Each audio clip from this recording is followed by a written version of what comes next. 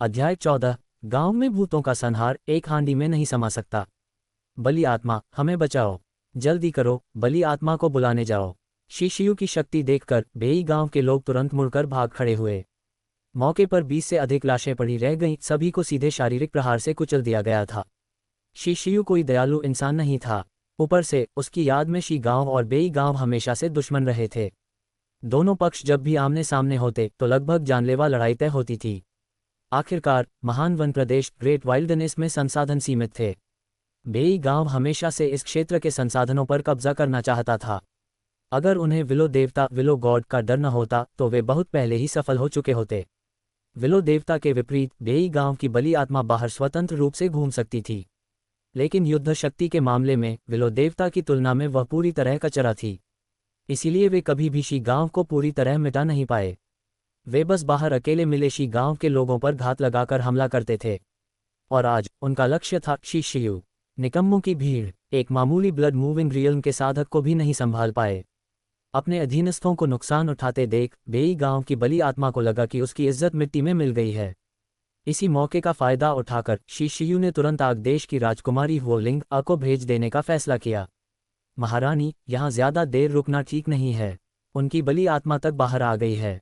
लेकिन हुओलिंग आ को मनाना इतना आसान नहीं था, और इस बार साफ साफ गलती सामने वाले की ही थी।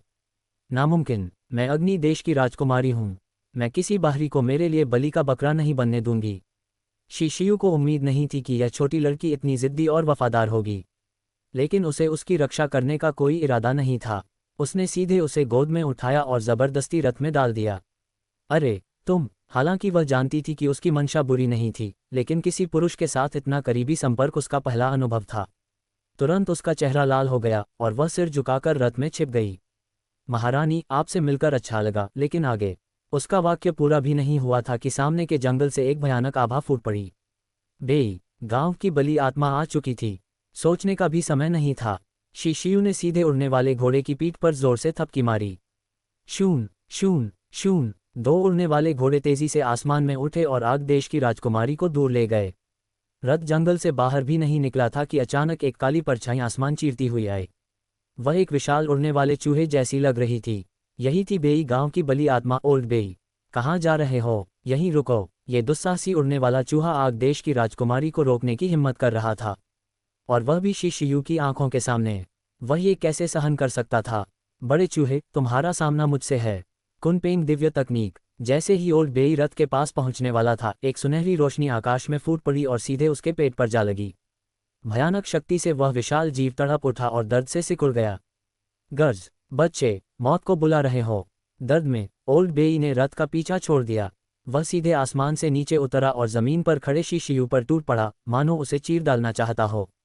लेकिन आश्चर्य की बात यह थी कि शिशियू न पीछे हटा, न डरा, बल्कि सीधा सामना किया। मौत तो तुम मांग रहे हो? 6 मार्ग पुनर्जन्म दिव्य क्षमता। ये वही चाल थी जो उसने पहले निगलने वाले गौरय डिवॉरिंग स्पैरो पर इस्तेमाल की थी। बस इस बार उसमें घास अक्षर तलवार रहस्य की शक्ति भी मिली हुई थी। ओल्ड बेई हवा में बहुत फुर्तीला नहीं था, वह सिर्फ फिसलकर उड़ सकता था। उसके पास मुड़ने या बचने का कोई रास्ता नहीं था। हालांकि उसे सामने बना विशाल मिश्रित दैत्य बेहद डरावना लग रहा था, फिर भी उसे मजबूरन टकराना पड़ा। धड़ाम! गड़गड़! ये कैसी शक्ति है? ये दृश्य ओल्ड बेई ने सपने में भी नहीं सोचा था। उसका पूरा शरीर किसी अनजान ज्वाला से जल उठा। आसमान में बनी कई दिव्य तकनीकों से बनी विशाल आकृति ने एक ही झटके में उसके शरीर का 1/3 हिस्सा काट लिया। सिर्फ एक ही टकराव में ताकत का फर्क साफ हो गया। मजाक कर रहे हो क्या? एक पूरे गांव की बली आत्मा और शी गांव के एक बच्चे की एक चाल में गंभीर रूप से घायल। धड़ाम! ओल्ड बेई का बचा खुचा शरीर जमीन पर गिरा और 2 हिस्सों में टूट गया। अगर उसकी जीवन शक्ति मजबूत न होती तो वह कब का मर चुका होता। लेकिन वह अनाम ज्वाला बुझने का नाम नहीं ले रही थी, और बली आत्मा से जले हुए मांस की बदबू उठ रही थी। हालांकि चाहे यह बड़ा चूहा भुन जाए, इसका स्वाद पहले खाई गई निगलने वाली गौरय जितना अच्छा नहीं होता। सामने खड़ा लड़का भी तिरस्कार भरी नज़र से देख रहा था। डराने के लिए शिशियू ने जानबूझकर एक पागल सी बात कही। तस्क तस्क तस्क! तुम लोगों ने अपनी बली आत्मा को इतना मोटा पाला है कि इसे पकाने के लिए एक हांडी काफ़ी नहीं होगी क्या? ये शी गांव का बच्चा उनकी बली आत्मा को पकाने की बात कर रहा है। ये सुनते ही न सिर्फ ओल्ड बेई की आत्मा कांप उठी, बल्कि बचे खुचे बेई गांव वाले भी डर से लड़खड़ा गए। वे एक एक करके जमीन पर घुटनों के बल गिर पड़े और सिर पटक पटक कर भीख मांगने लगे। दादा शिष्यु, हमें बख्श दो। मालिक, मुझे छोड़ दो, मैं दोबारा कभी ऐसा नहीं करूँगा।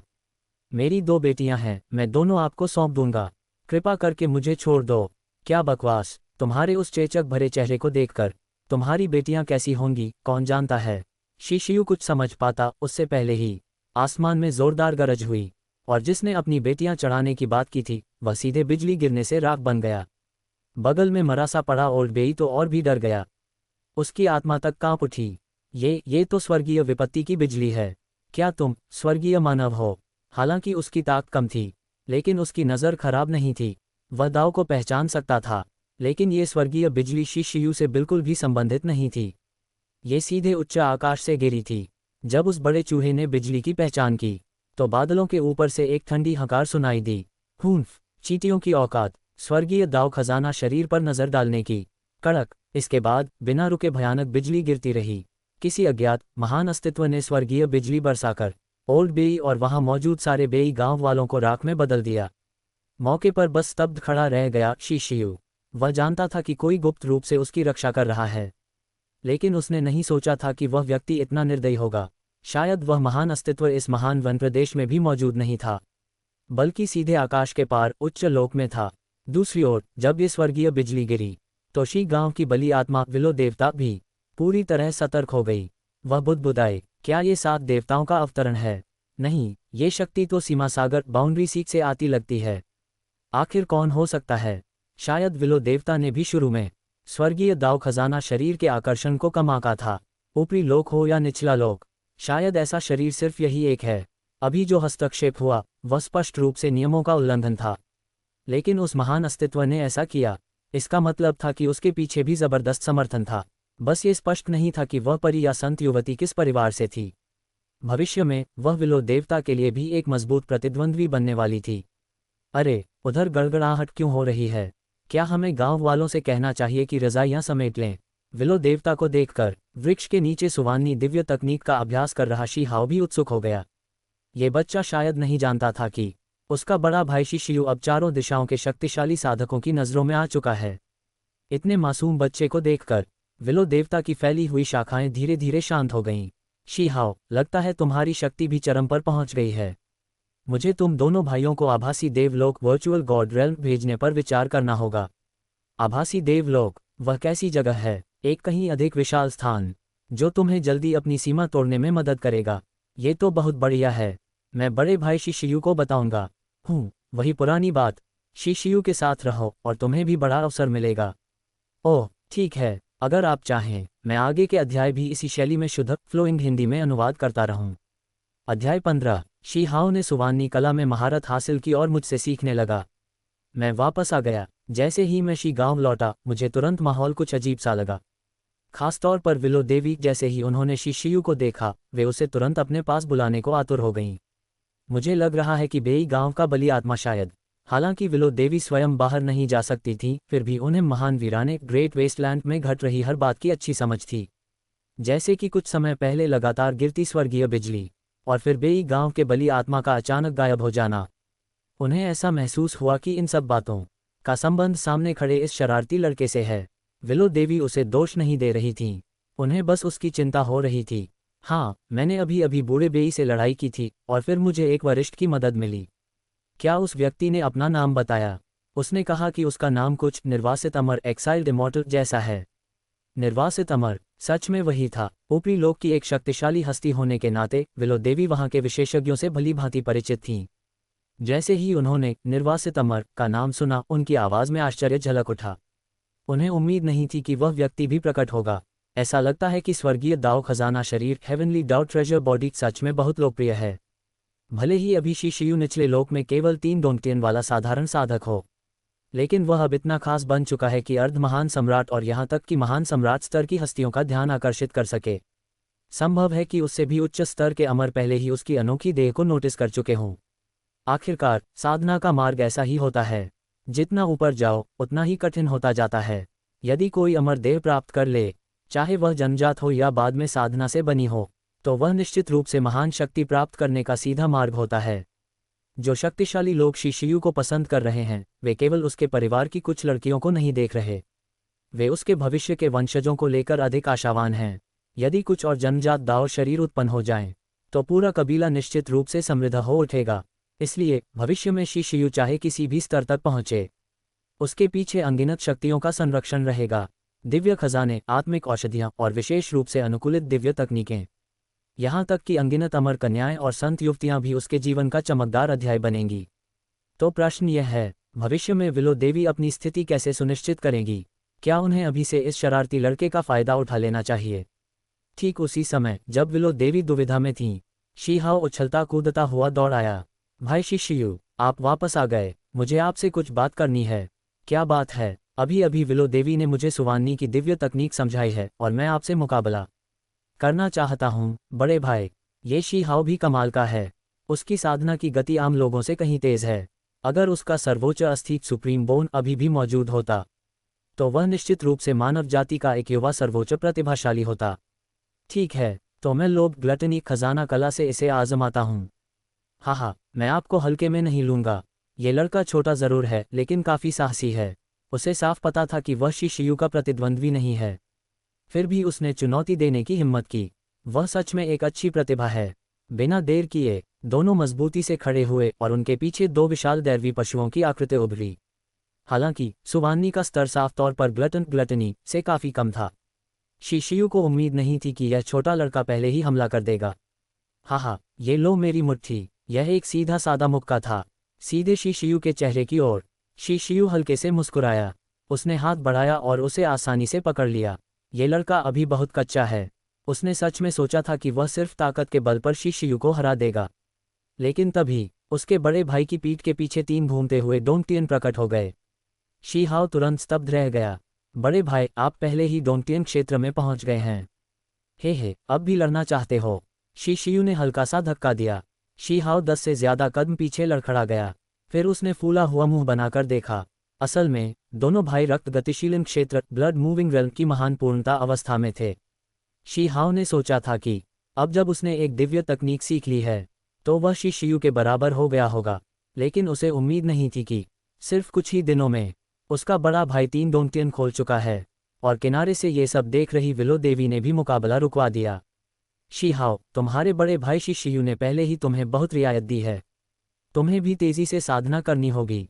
लेकिन विलो देवी, मेरे पास बड़े भाई जैसी प्रतिभा नहीं है। शी हाओ को दूसरों की प्रतिभा से ईर्ष्या हो रही थी। ये सच में दुर्लभ दृश्य था।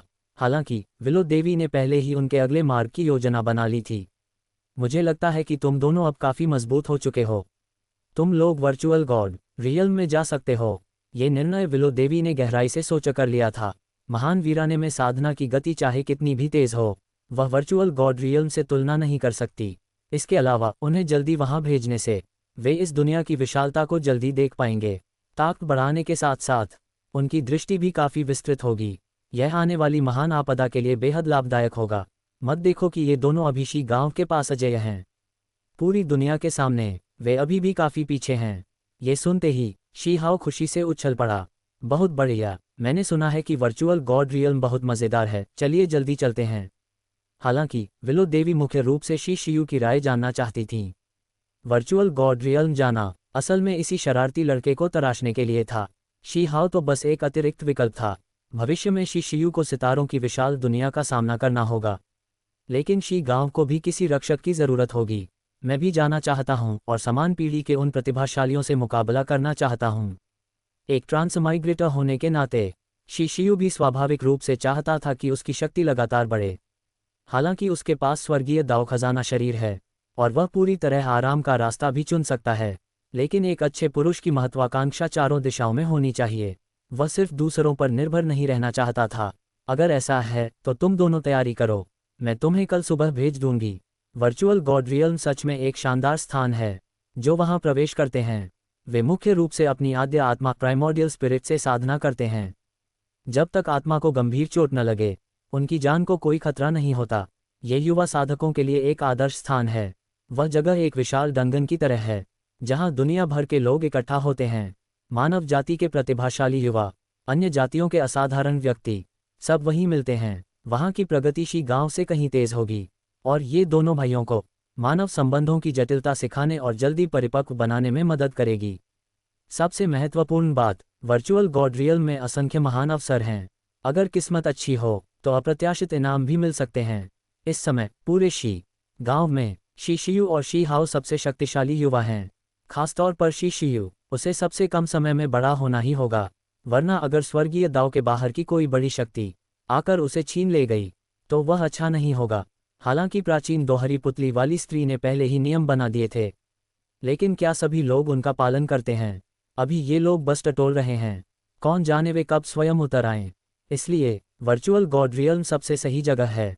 और शी हाओ के मामले में यह उसके माता पिता के लिए भी है, ताकि उसकी ज़्यादा देखभाल हो सके। जब विलो देवी ने इन दोनों युवाओं को गांव से आगे बढ़ते देखा तो एक बली आत्मा के रूप में उन्हें भी गहरी संतुष्टि महसूस हुई। विलो देवी, मुझे कुछ कहना है। ठीक उसी समय गांव के बुजुर्ग मुखिया कहीं से प्रकट हुए। उस बूढ़े आदमी के चेहरे पर हिचकिचाहट साफ झलक रही थी। उन्होंने पहले विलो देवी को देखा, फिर शी शियू को। स्पष्ट था कि जो बात वे कहने वाले थे वह शी शियू के सामने कहना उचित नहीं थी। शी शियू ने समझदारी दिखाते हुए वहां से हट गया। मुझे भी कुछ सामान समेटना है, आप लोग बात करें। वर्चुअल गॉड रियल्म तो आत्मिक शरीर से प्रवेश किया जाता है, तो सामान पैक करने की क्या ज़रूरत? असल में मुखिया के भाव बता रहे थे कि यह बात शी हाओ की पृष्ठभूमि से जुड़ी है। शी शियू के चले जाने के बाद मुखिया ने गहरी सांस ली, फिर छोटे लड़के की ओर देखकर धीरे से कहा, शी हाओ, मैं पहले तुम्हारे माता पिता के बारे में पूछताछ करने गया था और अब मुझे कुछ सुराग मिला है। जैसे ही उसने अपने माता पिता का जिक्र सुना, अब तक हंसता खेलता शी हाओ तुरंत गंभीर हो गया। उसका पूरा व्यक्तित्व मानो एक पल में परिपक्व हो गया हो। अध्याय 16। शी हाओ अपने रिश्तेदारों की तलाश में। वर्चुअल गॉड वर्ल्ड में मैंने शी के मुंह पर तमाचा मारा। विलो गॉड, आपने क्या कहा? दूसरे दिन जब इकट्ठा होने का समय हुआ तो विलो गॉड ने शी हाओ को बताया कि वह कल रात ही जा चुका है। वह अपने माता पिता के सुराग ढूंढने के लिए अपने गृहनगर लौट गया था। इसलिए शी शियू को अकेले ही वर्चुअल गॉड वर्ल्ड में साधना करने जाना पड़ा। लेकिन ये बात समझ में आती थी। समय के साथ साथ रेन कबीले के संहार की खबर फैल चुकी थी, इसलिए उस छोटे बदमाश को ज़्यादा परेशानियों का सामना नहीं करना पड़ेगा। अगर उसे लौटना ही था तो यही सबसे अच्छा समय था। इसलिए वह शरारती लड़का किसी को बताए बिना ही चला गया। उसने बस विलो गॉड से संदेश भिजवाया और रातों रात शी गांव छोड़ दिया। अच्छा लड़का है, बिल्कुल उसी की शैली। हालांकि शी हाओ भी कम पीड़ा में नहीं था। ऊपर से वह हमेशा आशावादी दिखता था, दिन भर हंसता मजाक करता रहता था, लेकिन उसके दिल में अनगिनत बोझ दबे हुए थे। उसे जाने दो, विलो गॉड, कृपया मुझे वहां भेज दीजिए। शी शियू के पास इतने गिले शिकवे नहीं थे। जब करने का समय आया उसने कर दिखाया। वह इतनी शानदार साधना का अवसर किसी भी हाल में नहीं चूक सकता था।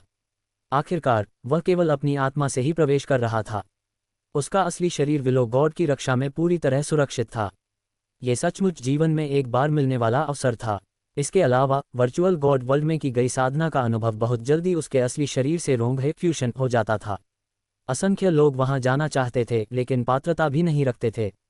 मेरी शक्ति तुम्हें केवल प्रवेश द्वार तक पहुंचा सकती है, आगे का रास्ता तुम्हें खुद तय करना होगा। वह एक अजीब और रहस्यमय दुनिया थी। चारों ओर काली पत्थर की पगडंडियां थीं। आंखों के सामने एक घूमता हुआ हरा ट्रांसमिशन गेट था। जैसे ही उसने उसमें कदम रखा, सामने बिल्कुल नई दुनिया थी।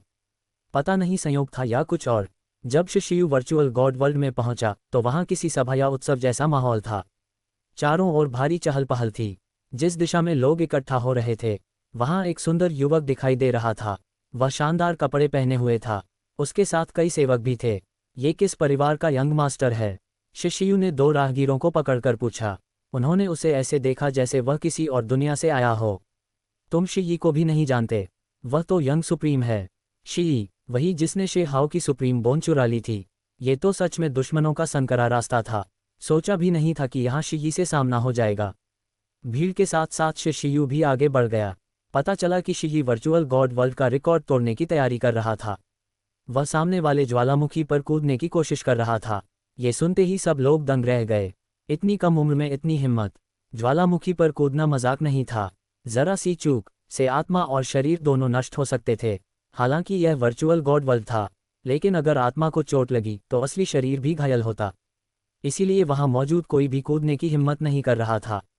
भीड़ के बीच शी शियू ने एक जाना पहचाना लेकिन अजनबी सा चेहरा देखा। ऐसा लगा जैसे उसने उसे पहले कहीं देखा हो, लेकिन वह एहसास कुछ अवास्तविक भी था। लोग कह रहे थे कि वह सुंदर युवती झूलू अकादमी की फीमेल वॉर गॉड है और वह शीयी को भर्ती करना चाहती है। शीयी, अगर तुम सच में ये चुनौती पूरी कर लेते हो तो मैं तुम्हें हमारे अकादमी में आने का निमंत्रण दूंगी। उस फीमेल वॉर गॉड को अपनी आकर्षण शक्ति पर पूरा भरोसा था, लेकिन शीयी ने उसे एक नज़र भी देखना जरूरी नहीं समझा। उसके पास एक अजीब शक्ल वाला युवक खड़ा था, जिसकी नज़रें लगातार फीमेल वॉर गॉड को घूर रही थीं। बहन, मुझे लगता है तुम्हें हमारे डेविल स्पिरिट लेक में आना चाहिए, तब तुम इस आदमी को रोज़ देख पाओगी। तो ये डेविल स्पिरिट लेक का यंग मास्टर जिनजू था। लगता है शीयी काफ़ी लोकप्रिय है, लेकिन यंग सुप्रीम, चोरी की सुप्रीम बोन में गर्व करने लायक क्या है? शायद शिशियू के दिल में शेहाओ के लिए अन्याय का भाव था। जब सब लोग चर्चा में डूबे हुए थे, शिशियू सीधे आगे बढ़ा। बस एक छोटा सा ज्वालामुखी गड्ढा ही तो है, इससे रिकॉर्ड तोड़ना क्या मजाक है? ये साफ साफ उकसाने वाला लहजा था। ये सुनते ही सबकी नज़रें उस पर टिक गईं और फीमेल वॉर गॉड की आंखें और भी चमक उठीं। ये तुम हो? स्पष्ट था कि उसने किसी तरीके से अपनी स्मृति को मिटने से रोका था। झूलू अकादमी, दिलचस्प। और भीड़ से घिरा शीयी ये सुनते ही काला पड़ गया। तुम कौन हो? जानते हो मैं कौन हूँ? मेरा नाम शिशियू है और इतना जानता हूँ कि तुम एक चोर हो। तुमने मेरे भाई की सुप्रीम बोन चुराई है। क्या ये पहली बार था जब किसी ने शीयी को चोर कहा था? हालांकि वह यंग सुप्रीम कहलाता था, लेकिन बहुत से लोग जानते थे कि उसकी सुप्रीम बोन का स्रोत संदिग्ध था। शे परिवार हमेशा इस विषय से बचता रहा था। आज किसी ने सीधे पुराने घाव को चीर दिया। शीयी की आंखों में तीखापन आ गया, लेकिन जैसे ही वह भड़कने वाला था, उसके साथ ही उसे समझाने लगे, इस जंगली लड़के से उलझने की जरूरत नहीं। हम यहाँ रिकॉर्ड तोड़ने आए हैं। कौन सा रिकॉर्ड? दूर कूदने का। मुझे भी लॉन्ग जंप पसंद है। हिम्मत है तो मुझसे मुकाबला करो। शिशियू अब भी शीयी के सामने ऊंचे स्वर में खड़ा था, मानो सबका पूज्य यंग सुप्रीम उसके लिए कुछ भी न हो। और यह डींग नहीं थी। शिशियू देवभक्षी पक्षी को मार चुका था। वह इस पीले बालों वाले लड़के से क्यों डरे? तो मुकाबला करते हैं, बस ध्यान रखना, गिर मत जाना। ये कहकर शीयी ने ठंडी सांस भरी। उसका शरीर गोले की तरह दूर ज्वालामुखी की ओर उछल पड़ा। वाह! उसकी फुर्ती देखकर लोग जयकार करने लगे, लेकिन शिशियू बिल्कुल स्थिर खड़ा रहा। क्या ये सिर्फ बातें बना रहा था? क्या इसके पास सच में कोई ताकत नहीं थी? ये देखकर फीमेल वॉर गॉड कुछ कहना चाहती थी, लेकिन उससे पहले धरती कांप उठी, पैरों के नीचे जमीन फटने लगी। तो यह व्यक्ति अभी शक्ति जमा कर रहा था। हाँ, एक जोरदार दहाड़ के साथ शिशियू मिसाइल की तरह उछला। उसकी गति और ऊंचाई शीयी से कहीं ज्यादा थी। जब शीयी हवा में उतरने की जगह ढूंढ रहा था, तभी उसे पीछे से तेज हवा का झोंका महसूस हुआ। वह पलटा और देखा शिशियू सीधे आसमान चीरता हुआ ऊपर जा रहा था। उसने शीयी से कहीं ऊंचा और दूर छलांग लगाए। वह जिस पहाड़ की चोटी पर उतरा, वह शीयी से सैकड़ों मीटर ऊंची थी और वह शीयी से एक पल पहले ही उतर गया। क्लैंग! उसके मजबूती से उतरने की आवाज़ सुनते ही शीयी का चेहरा हरा पीला हो गया, मानो किसी ने जोरदार तमाचा मार दिया हो। बधाई हो, शिशियू ने वर्चुअल गॉड वर्ल्ड का रिकॉर्ड तोड़ दिया है। यह आधिकारिक रूप से प्रमाणित है। शीयी अभी संभल भी नहीं पाया था कि उसने आकाश में एक पत्थर का स्तंभ प्रकट होते देखा। उस पर शिशियू ने अपना नाम उकेरा और उसका असली नाम पूरे वर्चुअल गॉड वर्ल्ड में घोषित हो गया। ये सम्मान असल में शीयी का होना चाहिए था। Kick kick! ये दृश्य देखकर शीयी के दांत गुस्से से किटकिटाने लगे, लेकिन वह कुछ कर नहीं सकता था। अपनी पूरी ताकत लगा देने पर भी वह उस ऊंचाई तक नहीं पहुंच सकता था। कमजोर! तुम बहुत कमजोर हो। सैकड़ों मीटर ऊपर से डाली गई नज़र में शीयी को जैसे उस अर्थ का एहसास हो गया, यही है वह यंग सुप्रीम जिसके बारे में तुम सब बातें करते हो। क्या मजाक है? हा हा हा! तुम! शिशियू की घमंडी मुद्रा देखकर शीयी फट पड़ने वाला था, लेकिन तभी नीचे दो बुजुर्ग प्रकट हुए।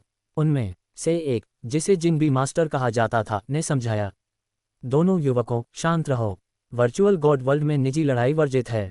यही यहाँ का नियम था। नियम तोड़ने पर कड़ी सजा मिलती। इसी बीच कोई और भी शीयी को ढूंढता हुआ आया। बड़े भाई शीयी, मैं यू फैंग हूँ। आखिरकार आपको ढूंढ लिया। यू फैंग, रेन कबीले से बच निकला हुआ वही व्यक्ति। क्योंकि वह बुतियन पेविलियन में शामिल हो चुका था, वह उस दिन मौजूद नहीं था जब रेन कबीले का संहार हुआ। इस तरह वह बाल बाल बच गया। अब वह शीयी की शरण लेने ही आया था। यहाँ चैप्टर 17 का हिंदी अनुवाद प्रस्तुत है। अध्याय 17, विशेष साइन इन, शीयी की सुप्रीम बोन को निकालना। डिंग! बधाई हो होस्ट, आपको वर्चुअल गॉड रियल्म की मान्यता मिल गई है। विशेष साइन इन मोड अब सक्रिय किया जा सकता है। असल में शिशियू का इरादा शीयी को इतनी आसानी से छोड़ने का बिल्कुल भी नहीं था। वह अपने छोटे भाई के लिए अपना गुस्सा निकालना चाहता था, लेकिन कौन जानता था कि ठीक इसी समय सिस्टम की सूचना आ जाएगी। साइन इन से ज़्यादा महत्वपूर्ण भला क्या हो सकता है। ऊपर से सिस्टम ने कहा कि इस बार विशेष साइन इन मोड सक्रिय होगा। ये बात तुरंत किसी का ध्यान खींच ले गई।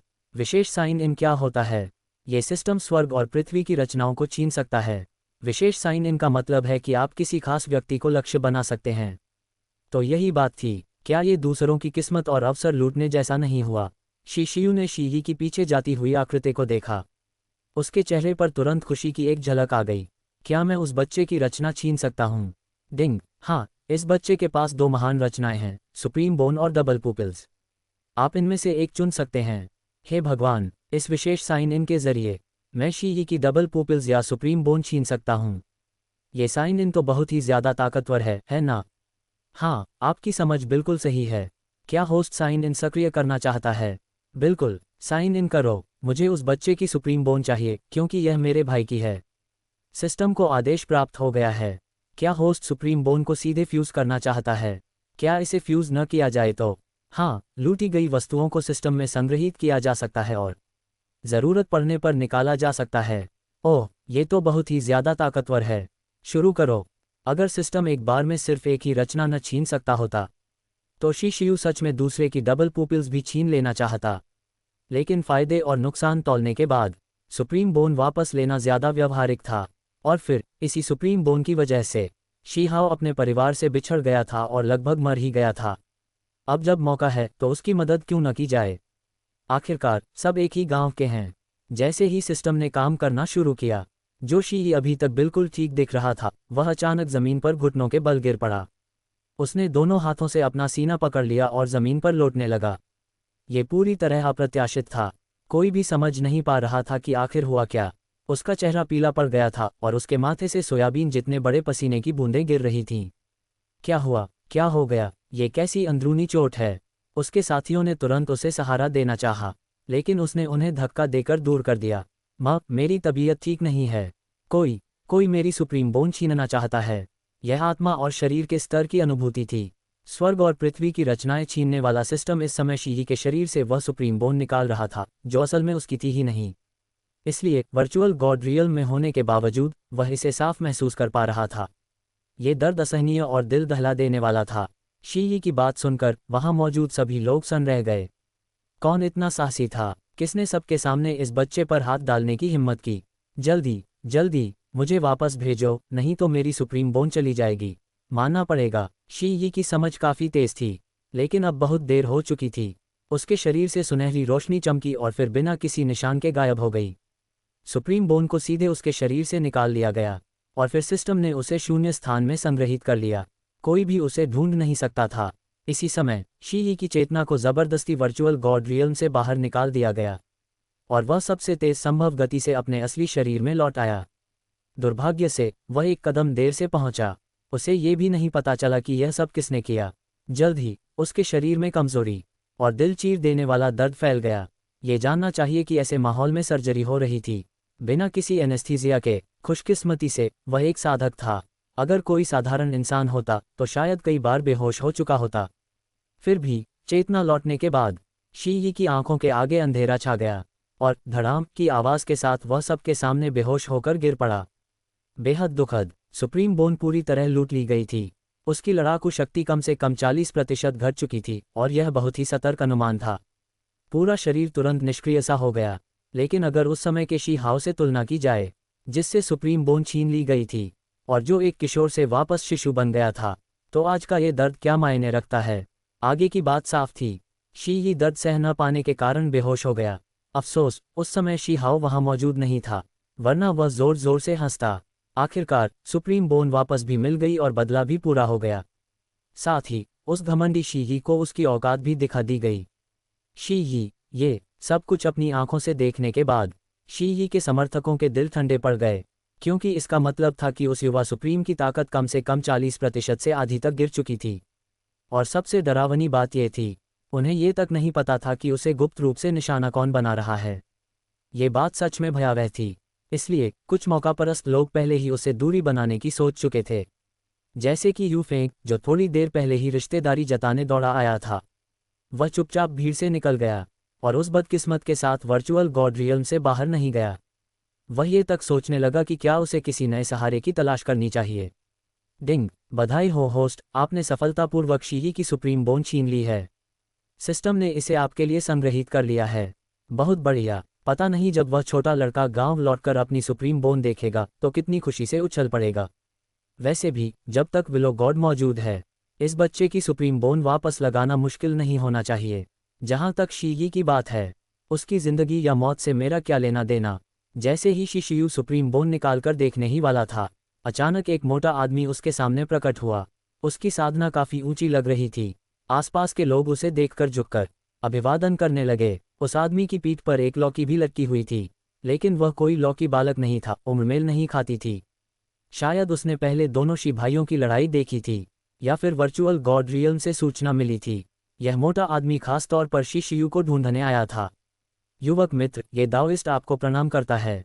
आप हैं, मैं बुतियन पेविलियन का एक एल्डर हूँ। आप मुझे शियोंग फेई कह सकते हैं। ओह, एल्डर शियोंग फेई, क्या कोई काम है? उसने पहले भी बुतियन पेविलियन के बारे में सुना था। कहा जाता था कि इसे बुतियन संप्रदाय के एक विद्रोही शिष्य ने स्थापित किया था। यह इस उजाड़ क्षेत्र के कुछ बड़े संप्रदायों में से एक था। बस ये समझ नहीं आ रहा था कि ये लोग शिशियू को क्यों ढूंढ रहे हैं। हे, मैंने अभी देखा कि तुम्हारी प्रतिभा काफ़ी अच्छी है। क्या तुम हमारे बुतियन पेविलियन में शामिल होना चाहोगे?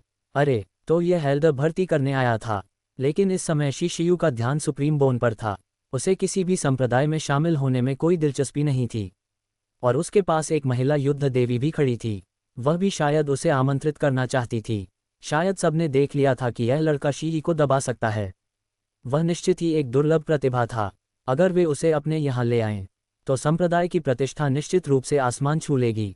आखिरकार शीही तो मान्यता प्राप्त युवा सुप्रीम था, और आज शिशियू द्वारा शीही को दबा देना सिर्फ ये नाम ही काफ़ी था। लेकिन शिशियू ने सीधे हाथ हिला दिया। वरिष्ठ, आपकी कृपा के लिए धन्यवाद, लेकिन फिलहाल मेरा किसी भी संप्रदाय में शामिल होने का कोई इरादा नहीं है। युवक, इतनी जल्दी मना मत करो। यह मेरी कमर पट्टी टोकन है। जब चाहो मुझे ढूंढ लेना। सीधा मना किए जाने के बावजूद बुतियन पेविलियन का यह हेल्ड काफ़ी जिद्दी निकला। काफ़ी समझाने के बाद भी उसने ज़बरदस्ती अपना टोकन शिशियू को दे दिया। ठीक है, जब समय मिलेगा मैं देखने आऊँगा। असल में एक ट्रांसमाइग्रेटर होने के नाते शिशियू की बुतियन पेविलियन के प्रति छवि काफ़ी अच्छी थी। कम से कम वे कोई धोखेबाज संप्रदाय नहीं थे, और बाहर उनकी प्रतिष्ठा भी अच्छी थी। बस यह एल्डर शियोंग फेई झूलू अकादमी की उस महिला युद्ध देवी जितना प्रभावशाली नहीं था। आखिरकार उसकी शर्तें। अध्याय 18, सर्वोच्च अस्थि की वापसी। विलो गॉड स्तब्ध। एल्डर शियोंग फेई, क्या ये कुछ ज्यादा नहीं हो गया? हमारे झूलू अकादमी ने तो पहले ही पहल कर दी थी। उस मोटे से आदमी को किसी को जबरन ले जाते देख महिला युद्ध देवता का चेहरा तुरंत ठंडा पड़ गया। वह आज वर्चुअल गॉड रियल्म में संयोग से मिले शिशियू को अपने पाले में लेने के लिए हर तरीका अपनाने वाली थी। लेकिन उसने कभी नहीं सोचा था कि बीच में ही कोई रोक देगा, और वह भी बुतियान पेविलियन का एक एल्डर। ये तो हद से ज्यादा हो गया था, है ना? हालांकि दूसरी ओर खड़ा शिशियू सभी को अनदेखा कर रहा था, जिससे महिला युद्ध देवता ने राहत की सांस ली। उसने सम्मानपूर्वक झूलू अकादमी का टोकन आगे बढ़ाया और जाते जाते उस बदमाश को जोर से आंख मारी। चुनाव करना कितना मुश्किल था।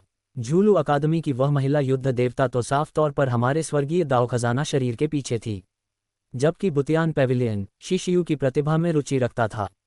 शिशियू मूल रूप से वर्चुअल गॉड रियल्म में और खोज करना चाहता था, लेकिन अब जब उसके हाथ में सर्वोच्च अस्थि थी और उसे डर था कि और भी शक्तियां उस पर नजर गड़ाएंगी, तो उसने दांत भींचकर बाहर निकलने का फैसला किया। लेकिन बाहर आते ही एक अफवाह तेजी से फैल गई।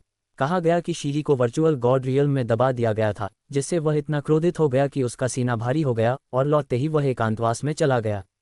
असल में ये लोग कहानी का सिर्फ एक हिस्सा जानते थे। शीही इतना संकीर्ण दिल वाला कैसे हो सकता था?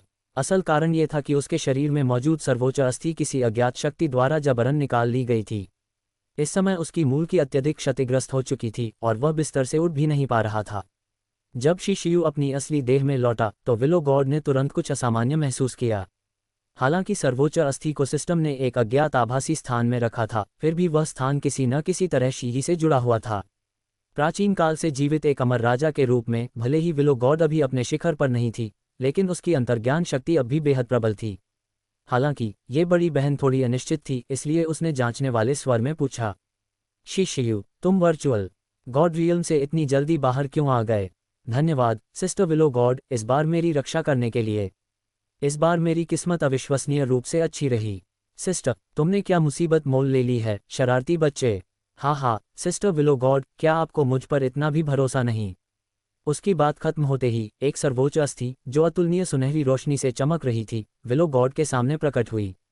सुनहरी तरंगे पूरे शी गांव को ढंक गईं, जिससे गांव के मुखिया भी जिज्ञासा से वहां आ पहुंचे। ये तो सर्वोच्च अस्थि है। वर्चुअल गॉड रियल में ऐसा इनाम कैसे हो सकता है? विलो गॉड भी कुछ पल तक प्रतिक्रिया नहीं कर पाए। अभी अभी जब शिशु ने उसे सिस्टर कहा था, तभी उसे कुछ अटपटा लगा था। अब जब उसने सर्वोच्च अस्थि निकाल कर दिखाई, तो ये प्राचीन अमर राजा भी स्तब्ध रह गई। हे, ये वही सर्वोच्च अस्थि है जो पहले शी ने छीनी थी। मैंने इसे वापस ले लिया। क्या तुम शी से टकराए थे? लंबे समय बाद विलो गॉड आखिरकार संभली। असल में इस महान अस्तित्व ने शुरुआत से ही इसका आभास कर लिया था, लेकिन उसे खुद पर विश्वास नहीं हो रहा था। क्या विलो गॉड के पास कोई तरीका है जिससे मेरे भाई हाउ की सर्वोच्च अस्थि वापस लगाई जा सके? तुमने ये सर्वोच्च अस्थि सिर्फ शी हाउ के लिए हासिल की? और किसके लिए? इस पलटकर पूछे गए सवाल ने न सिर्फ विलो गॉड को और ज्यादा झकझोर दिया, बल्कि पास खड़े गांव के मुखिया को भी घुटनों पर गिरा दिया। उसकी आंखों से आंसू बहने लगे। छोटा बच्चा बच गया। स्वर्ग ने आंखें खोल लीं। असल में गांव के मुखिया के दिल में हमेशा एक गांठ थी। वह चाहता था कि शी हाउ फिर से सामान्य बन सके, ताकि वह अपने माता पिता की उम्मीदों पर खरा उतर सके। सर्वोच्च अस्थि छीने जाने की बात पूरे शी गांव में सिर्फ कुछ ही लोग जानते थे। और सबसे प्रशंसनीय बात यह थी कि यह शिशु सच में नेक और धर्मपरायण था। इतना बड़ा खजाना मिलने के बाद भी उसने उसे छुपाया नहीं, बल्कि पूरे मन से सिर्फ शी हाउ के बारे में सोचा। अगर इस युवक के भविष्य की चिंता न होती, तो बूढ़ा गांव मुखिया तो अपना पद तक छोड़ देता। ये शी हाउ के शरीर पर निर्भर करेगा। मैं उसे जल्दी बुलाने का तरीका खोजूंगी। आश्चर्य से उबरते हुए विलो गॉड ने धीरे धीरे शांति पाए। सर्वोच्च अस्थि का प्रत्यारोपण भी एक शल्यक्रिया जैसा था। जितनी जल्दी किया जाए, सफलता की संभावना उतनी अधिक होती है। उसे विश्वास था कि इस समय शी हाउ खुद भी कुछ महसूस कर रहा होगा।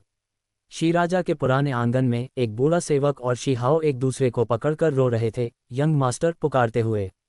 और उनके पास ही एक कमजोर शरीर वाला बच्चा भी था, जो शी हाउ को छोटा भाई कह रहा था। यही वे दो रिश्तेदार थे जिन्हें शी हाउ ने इस यात्रा में पाया था। रेन कबीले के एक अज्ञात शक्ति द्वारा नष्ट हो जाने के कारण रास्ते में कोई रुकावट नहीं आई और सब कुछ उम्मीद से कहीं ज्यादा सहज रहा।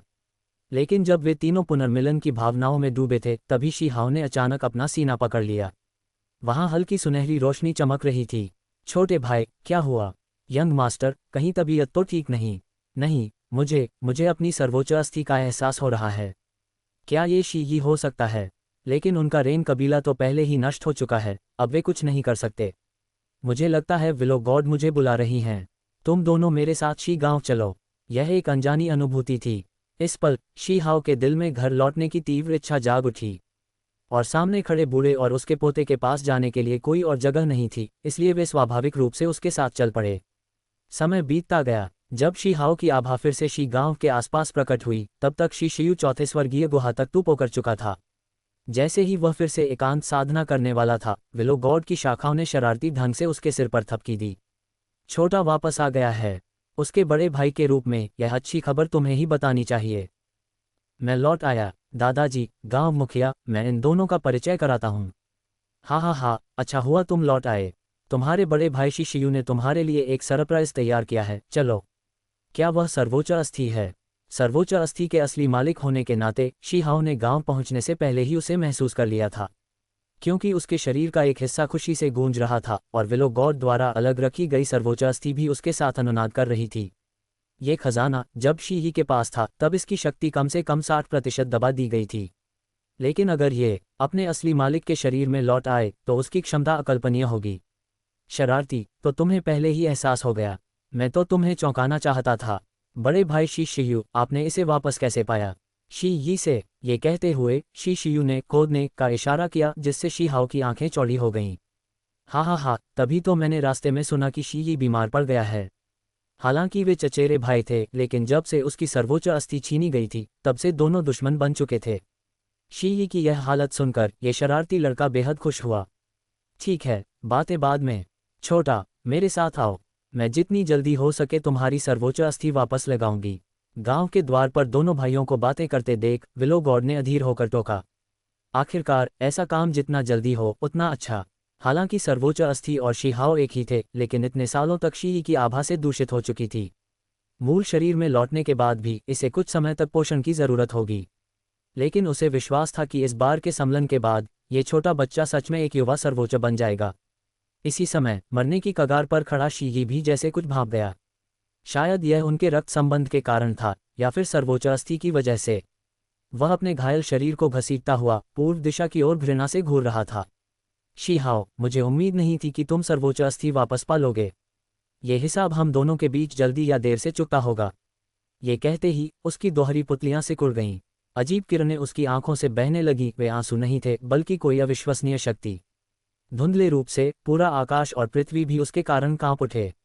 और इसी क्षण डेमन स्पिरिट लेक के बाहर एक देवी उतरी। वह कोई और नहीं बल्कि बुतियान संप्रदाय की संत मून चांद थी।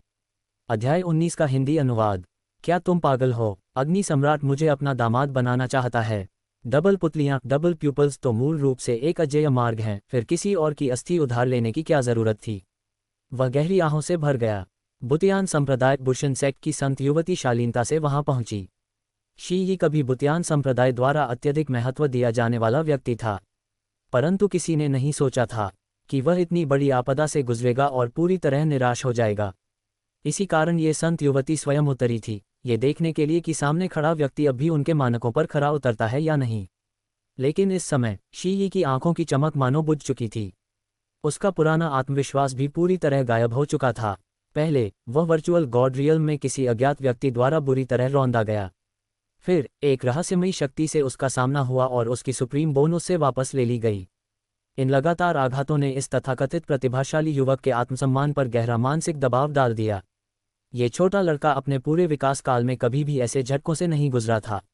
इस समय उसका हृदय उग्र क्रोध से भरा हुआ था।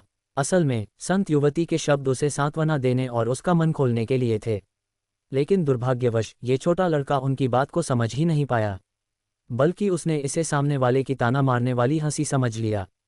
शी, वास्तव में तुम्हें ऐसा करने की जरूरत नहीं है। संत देवी, यदि मैं उस शीशियु नाम के व्यक्ति को पराजित नहीं कर सका तो मैं कभी भी अपर लोक अपर रेल्म नहीं जाऊंगा। शानदार। ये कहते ही शी का भविष्य लगभग तय हो गया। वह किसी और के लिए केवल एक सीढ़ी बनकर रह जाएगा। लेकिन जब कोई व्यक्ति खुद ही अपनी जिद में फंस जाए तो बाहरी लोग कितने भी चिंतित हों, क्या कर सकते हैं? बुतियान संप्रदाय की परी युएछान ने शायद कभी सपने में भी नहीं सोचा होगा कि वह भलाई की भावना से उसे उठाने आई थी, परंतु परिणाम पूरी तरह उल्टा निकला।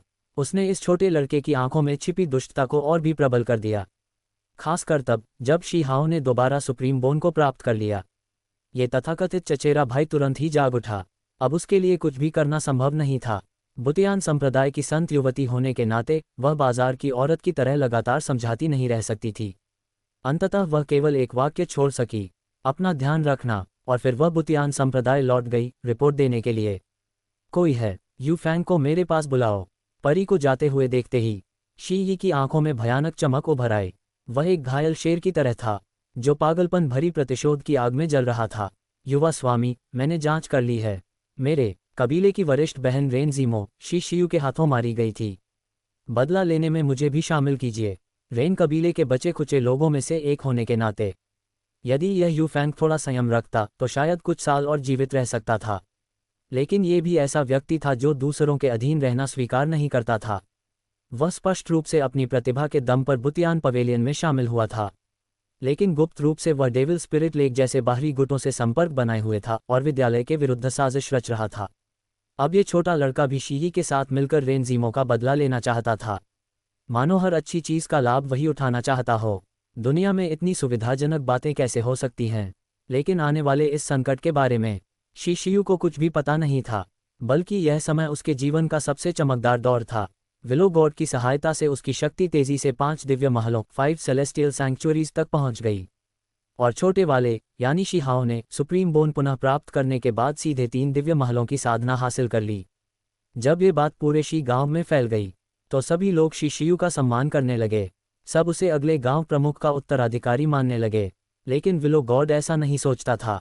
स्वर्गीय दाव खजाना शरीर, हेवनली दाव ट्रेजर बॉडी का धारक, और इतना विशाल हृदय, ये बच्चा साधारण व्यक्ति नहीं था।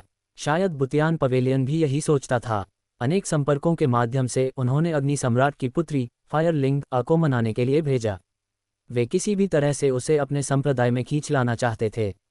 ये सचमुच बड़ी मेहनत थी, और फायरलिंग अभी एक अच्छी शिष्या मानी जाती थी। वह स्वयं लोगों को लेकर शी गांव के द्वार पर पहुंची, साथ में ढेर सारे उपहार भी लाए। आपका उच्च पद है राजकुमारी, आपको भीतर आने की आवश्यकता नहीं। शी गांव में लंबे समय से कोई बाहरी अतिथि नहीं आया था, और आज जो अतिथि आई थी उसकी पहचान असाधारण थी। वह वास्तव में अग्नि राज्य की राजकुमारी थी। पूरा गांव तुरंत हलचल में आ गया। सब लोग शी शियू के पीछे पीछे चल पड़े अग्नि राज्य की राजकुमारी की झलक पाने के लिए। और सुप्रीम बोन पुनः प्राप्त कर चुका शी हाओ सबसे अधिक उत्साहित था। ये लड़का मूल रूप से ही आशावादी था। अब जब उसे सब कुछ वापस मिल गया था तो उसका मूड स्वाभाविक रूप से बेहद अच्छा था। उसने देखा कि फायरलिंग अब बार बार कह रही है कि वह शी शियू को ढूंढ रही है, तो ये छोटा लड़का सीधे उसके सामने जा खड़ा हुआ। क्या तुम मेरे भाई शी शियू की नई मोटी लड़की हो? पिछली वाली से तो बस ठीक ठाक ही हो। ये छोटा लड़का निर्दय महान सम्राज्ञी रूथलेस ग्रेट एम्परर की ओर इशारा कर रहा था। उसकी तुलना में फायरलिंग अब वास्तव में हर पहलू में कम थी। लेकिन आज फायरलिंग अब बुतियान पवेलियन की ओर से आई थी। शी शियू के न आने पर और शी हाओ के कूद पड़ने से राजकुमारी तुरंत नाराज हो गई। ये छोटा लड़का कहाँ से आ गया? मैं तो शी शियू को ढूंढने आई हूँ। ये फायरलिंग और शी हाओ की पहली मुलाकात थी, और यह मूल उपन्यास से बिल्कुल अलग थी। शायद किसी ट्रांसमाइग्रेशन के कारण ऐसी मुलाकात दोनों के लिए अच्छी भी हो सकती थी। हाँ, क्या ये तुम्हारी राजकुमारी की दहेज है? पिछली वाली से तो ज्यादा लग रही है। शी हाओ ने फायरलिंग को पूरी तरह अनदेखा कर दिया। वह बस अपनी ही तर्कशक्ति से अनुमान लगा रहा था। देखो, हमारी अग्नि राज्य की राजकुमारी कितनी नाराज हो गई थी। लेकिन किसी के दरवाजे पर झगड़ा करना उचित नहीं था। वह केवल बार बार जमीन पर पैर पटक सकती थी। हालांकि ये राजकुमारी नहीं जानती थी, ऊपरी तौर पर वह बुतियान पवेलियन के लिए भर्ती करने आई थी। लेकिन उसके शाही पिता अग्नि सम्राट के मन में एक और ही योजना थी। दूर अग्नि राज्य के पूर्वज स्थल में इस समय अग्नि सम्राट बलि आत्मा वर्मिलियन बर्ड के साथ एक बड़े विषय पर चर्चा कर रहा था। ये पूरे उनके परिवार के भविष्य से जुड़ा था। बलि आत्मा, क्या तुम्हारी जानकारी सच है? झूठ कैसे हो सकता है? क्या तुम्हें मुझ पर विश्वास नहीं? ऐसा नहीं है। बस क्या स्वर्गीय दाव खजाना शरीर सच में वही छोटा लड़का है? पहाड़ के खजाने के लिए प्रतिस्पर्धा के समय इस बूढ़े ने स्वयं महसूस किया था, इसमें कोई गलती नहीं। तो फिर स्वर्ग के महान शक्तिशाली लोग क्या करेंगे? उनकी परवाह कौन करता है? उन बड़े लोगों ने पहले ही नियम बना दिए हैं, दाव साथी एक ही होना जरूरी नहीं। ठीक है, ये सम्राट अब इसे पूरे संसार में घोषित करेगा। फायरलिंग ने शायद कभी सपने में भी नहीं सोचा था कि शी शियू वही परिपूर्ण जोड़ी है जिसका जिक्र उसके शाही पिता बार बार करते थे। ऊपर से देखने पर वह शी शियू को बुतियान पवेलियन में लाने आई थी, पर वास्तव में अग्नि सम्राट का असली उद्देश्य एक दामाद ढूंढना था। शी गांव के द्वार पर जो कुछ प्रदर्शित किया गया था वह असल में फायरलिंग का दहेज था। इस छोटी लड़की को भेजना बस इसलिए था ताकि यह युवा जोड़ा एक दूसरे को अच्छी तरह जान सके। अग्नि सम्राट निचले लोक के सर्वोच्च शक्तिशाली व्यक्तियों में से एक था। उसका दामाद बनना लगभग असीम शक्ति प्राप्त करने के बराबर था। जैसे ही फायरलिंग और शी हाओ की नोकझोंक चल रही थी, अचानक एक अग्निलाल शाही फरमान शी गांव के ऊपर प्रकट हुआ। सुनहरे अक्षरों ने पूरा आकाश भर दिया, और इस शाही फरमान को देखकर विलो गॉड की प्रतिक्रिया सबसे तीव्र थी। छोटे लड़के, तुम सचमुच भाग्यशाली हो। महामहिम अग्नि सम्राट तुम्हें अपना दामाद बनाना चाहते हैं, और द्वार पर जो लोग हैं वही सगाई के उपहार हैं। यह अप्रत्याशित समाचार सुनते ही शी शियू और फायरलिंग दोनों स्तब्ध रह गए। शी शियू तो समझ रहा था कि फायरलिंग उसे बुतियान पवेलियन में बुलाने आई है, और फायरलिंग गांव के द्वार पर चेहरा ढंककर गुस्से में पैर पटक रही थी। बेवकूफ शाही पिता, बदमाश बलि आत्मा, तुम दोनों ने मिलकर लिंग को धोखा दिया। भले ही वह बेहद नाराज थी, लेकिन यह अग्नि राज्य की राजकुमारी अपने शाही पिता के आदेश का उल्लंघन करने का साहस नहीं कर सकती थी। आखिरकार यह अभी भी वह युग था जहां विवाह माता पिता द्वारा तय किए जाते थे, और साथ आए जनरल ने अग्नि सम्राट का गुप्त आदेश भी निकाल दिया। सीधे फायरलिंग को बताया कि ये व्यक्ति स्वर्गीय दाव खजाना शरीर का धारक है। ये सुनते ही शी गांव के बूढ़े, बच्चे, स्त्री पुरुष सभी खुशी से झूम उठे। किसने सोचा था कि इतना दूर दराज का छोटा पहाड़ी गांव एक शाही दामाद पैदा करेगा? अब तो सब शाही रिश्तेदार बन जाएंगे, है ना? लेकिन अग्नि सम्राट के इस कदम ने पूरे निचले लोक में भारी हलचल मचा दी। सबसे तीव्र प्रतिक्रिया निस्संदेह अमर पर्वत इमॉर्टल माउंटेन से आई। उन्होंने रातों रात कार्रवाई की, सीधे 5 दल शी गांव भेज दिए। हर दल अपने साथ अमर पर्वत की एक सुंदर स्वर्गीय मानव जाति की महिला लेकर आया। वे क्या करने की कोशिश कर रहे थे? ये रहा चैप्टर 20 का पूरा हिंदी अनुवाद, अर्थ और भाव बनाए रखते हुए। अध्याय 20, हुओ लिंग अ को उठाकर शी गांव लौटना। लियू शेन ही सबसे महान हैं। मैं सोच ही रहा था कि तुम इतना हंगामा क्यों कर रहे थे। शी शियू को पहले ही कुछ गड़बड़ का एहसास हो गया था जब उसने सामने वाले को इतने सारे थैले और सामान के साथ आते देखा। इसीलिए उसने शी हाओ से माओ चियू को लेकर मेहमानों का स्वागत करने को कहा था। लगता है अग्नि सम्राट फायर एम्परर अब और खुद को रोक नहीं पाए। उन्हें जरूर पता चल गया होगा कि मेरे पास स्वर्गीय दाव खजाना शरीर हेवनली दाव ट्रेजर बॉडी है। राजकुमार दामाद बनना यह कोई छोटी बात नहीं थी, बल्कि एक बेहद सम्मानित पद था। लेकिन हुओ लिंग अ के हैरान और घबराए हुए हाव भाव देखकर साफ लग रहा था कि उसे भी उसके पिता ने बेच दिया था। हालांकि एक देश के शासक का आदेश शायद हुओ लिंग अ टाल नहीं सकती थी। मूल समय रेखा के अनुसार अग्नि देश की इस राजकुमारी का भविष्य बेहद दुखद था। वह सोचती थी कि वह शी हाओ से विवाह करेगी, लेकिन सबसे खुशहाल पल में ही उसे अनलान नामक व्यक्ति ने कैद कर लिया। उसका वास्तविक शरीर दूषित कर दिया गया और आत्मा को एक पिंजरे में अनगिनत वर्षों तक बंद रखा गया। जब वे फिर मिले तब वह चंचल और प्यारी अग्नि देश की राजकुमारी बहुत पहले मर चुकी थी। बस एक ऐसी लड़की बची थी जिसे वास्तविकता ने पूरी तरह तोड़ दिया था। ये सचमुच बेहद दुखद था। लेकिन अगर अब इस अग्नि देश की राजकुमारी का विवाह शी शियू से हो जाए तो शायद वह भयानक भविष्य टल सकता था। और वह शरारती शी हाओ, यदि मूल समय रेखा के अनुसार चला जाए तो अनगिनत वर्षों बाद वह अकेले सभी युगों पर शासन करने वाला वाइल्ड हेवन एम्परर बनेगा। लेकिन साथ ही वह पूरे ब्रह्मांड का सबसे दुखी व्यक्ति भी होगा। उसके सभी रिश्तेदार और मित्र मर जाएंगे, यहाँ तक कि लियू शेन भी कई बार मृत्यु को प्राप्त होंगी। वह पूरी तरह पतन से भरा मार्ग था। शी शियू इन परिचित लोगों को इतना कष्ट झेलते नहीं देखना चाहता था। इसलिए अग्निदेश की राजकुमारी की किस्मत बदलना शायद सभी की त्रासदी को बदलने की शुरुआत हो सकती थी। लेकिन तभी उसने देखा कि लियू शेन की डालियां लगातार हिल रही थीं और शी शियू तुरंत समझ गया। पिछली बार जब मैं निर्दयी महान सम्राज्ञी रूथलेस ग्रेट एम्परर को उठाकर शी गांव लाया था तब भी लियू शेन इसी तरह जलन दिखा रही थीं। अब एक मानव छोटी लड़की से हारना, लियू शेन जरूर अंदर ही अंदर बहुत असंतुष्ट होंगी, है ना? लियू शेन बहन, मैं अब अग्नि देश की राजकुमारी को उठाकर गांव में ले जा रहा हूं। क्या आपको कुछ कहना है? स्थिति समझने के बाद किसी ने जानबूझकर मुस्कुराते हुए लियू शेन से पूछा। सामने से जवाब थोड़ा धीमा आया। मुझे क्या कहना है? अरे, क्या मैंने गलत समझा? क्या लियू शेन मेरी मुख्य पत्नी नहीं होनी चाहिए? तुम बदमाश, क्या बकवास कर रहे हो? ओह, क्या सच में मैंने गलत समझा? क्या हमने दाव साथी बनने की बात नहीं की थी? तुम भले ही हुओ लिंग यहाँ ब्याह कर आए, वह दूसरी पत्नी ही होगी। क्या मुझे उसे पहली पत्नी को प्रणाम कराने के लिए उठाकर नहीं लाना चाहिए? ये तो सीधा स्वीकारोक्ति थी। और यह पहली बार था जब किसी ने लियू शेन के सामने ऐसे शब्द कहे थे। अनगिनत युगों से जीवित एक अमर राजा स्तर की विशेषज्ञ अचानक निरुत्तर हो गईं। तुम बदमाश, जो मन करे करो। तो क्या मैं अब आपको किसी और नाम से पुकार सकता हूँ? हम्फ, जैसे तुम्हारी मर्जी। कितने बदतमीज हो। ऊपर से लियू शेन का लहजा डांटने वाला था, लेकिन भीतर से यह पूर्व अमर राजा निश्चित ही बहुत प्रसन्न थीं। यहाँ तक कि उनकी डालियां भी हवा में और अधिक कोमलता से लहराने लगीं।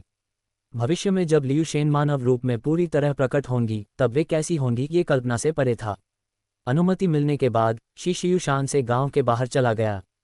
और उस समय शी हाओ तो आग में घी डालने का काम कर रहा था। मेरे बड़े भाई बाहर आ गए।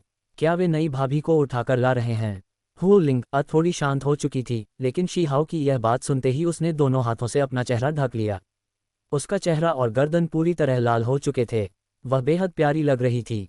बदमाश, एक तरफ खड़े हो जाओ। बकवास मत करो। शी शियू ने शी हाओ के सिर पर थपकी दी और सीधे अग्नि देश की राजकुमारी के सामने पहुंचा।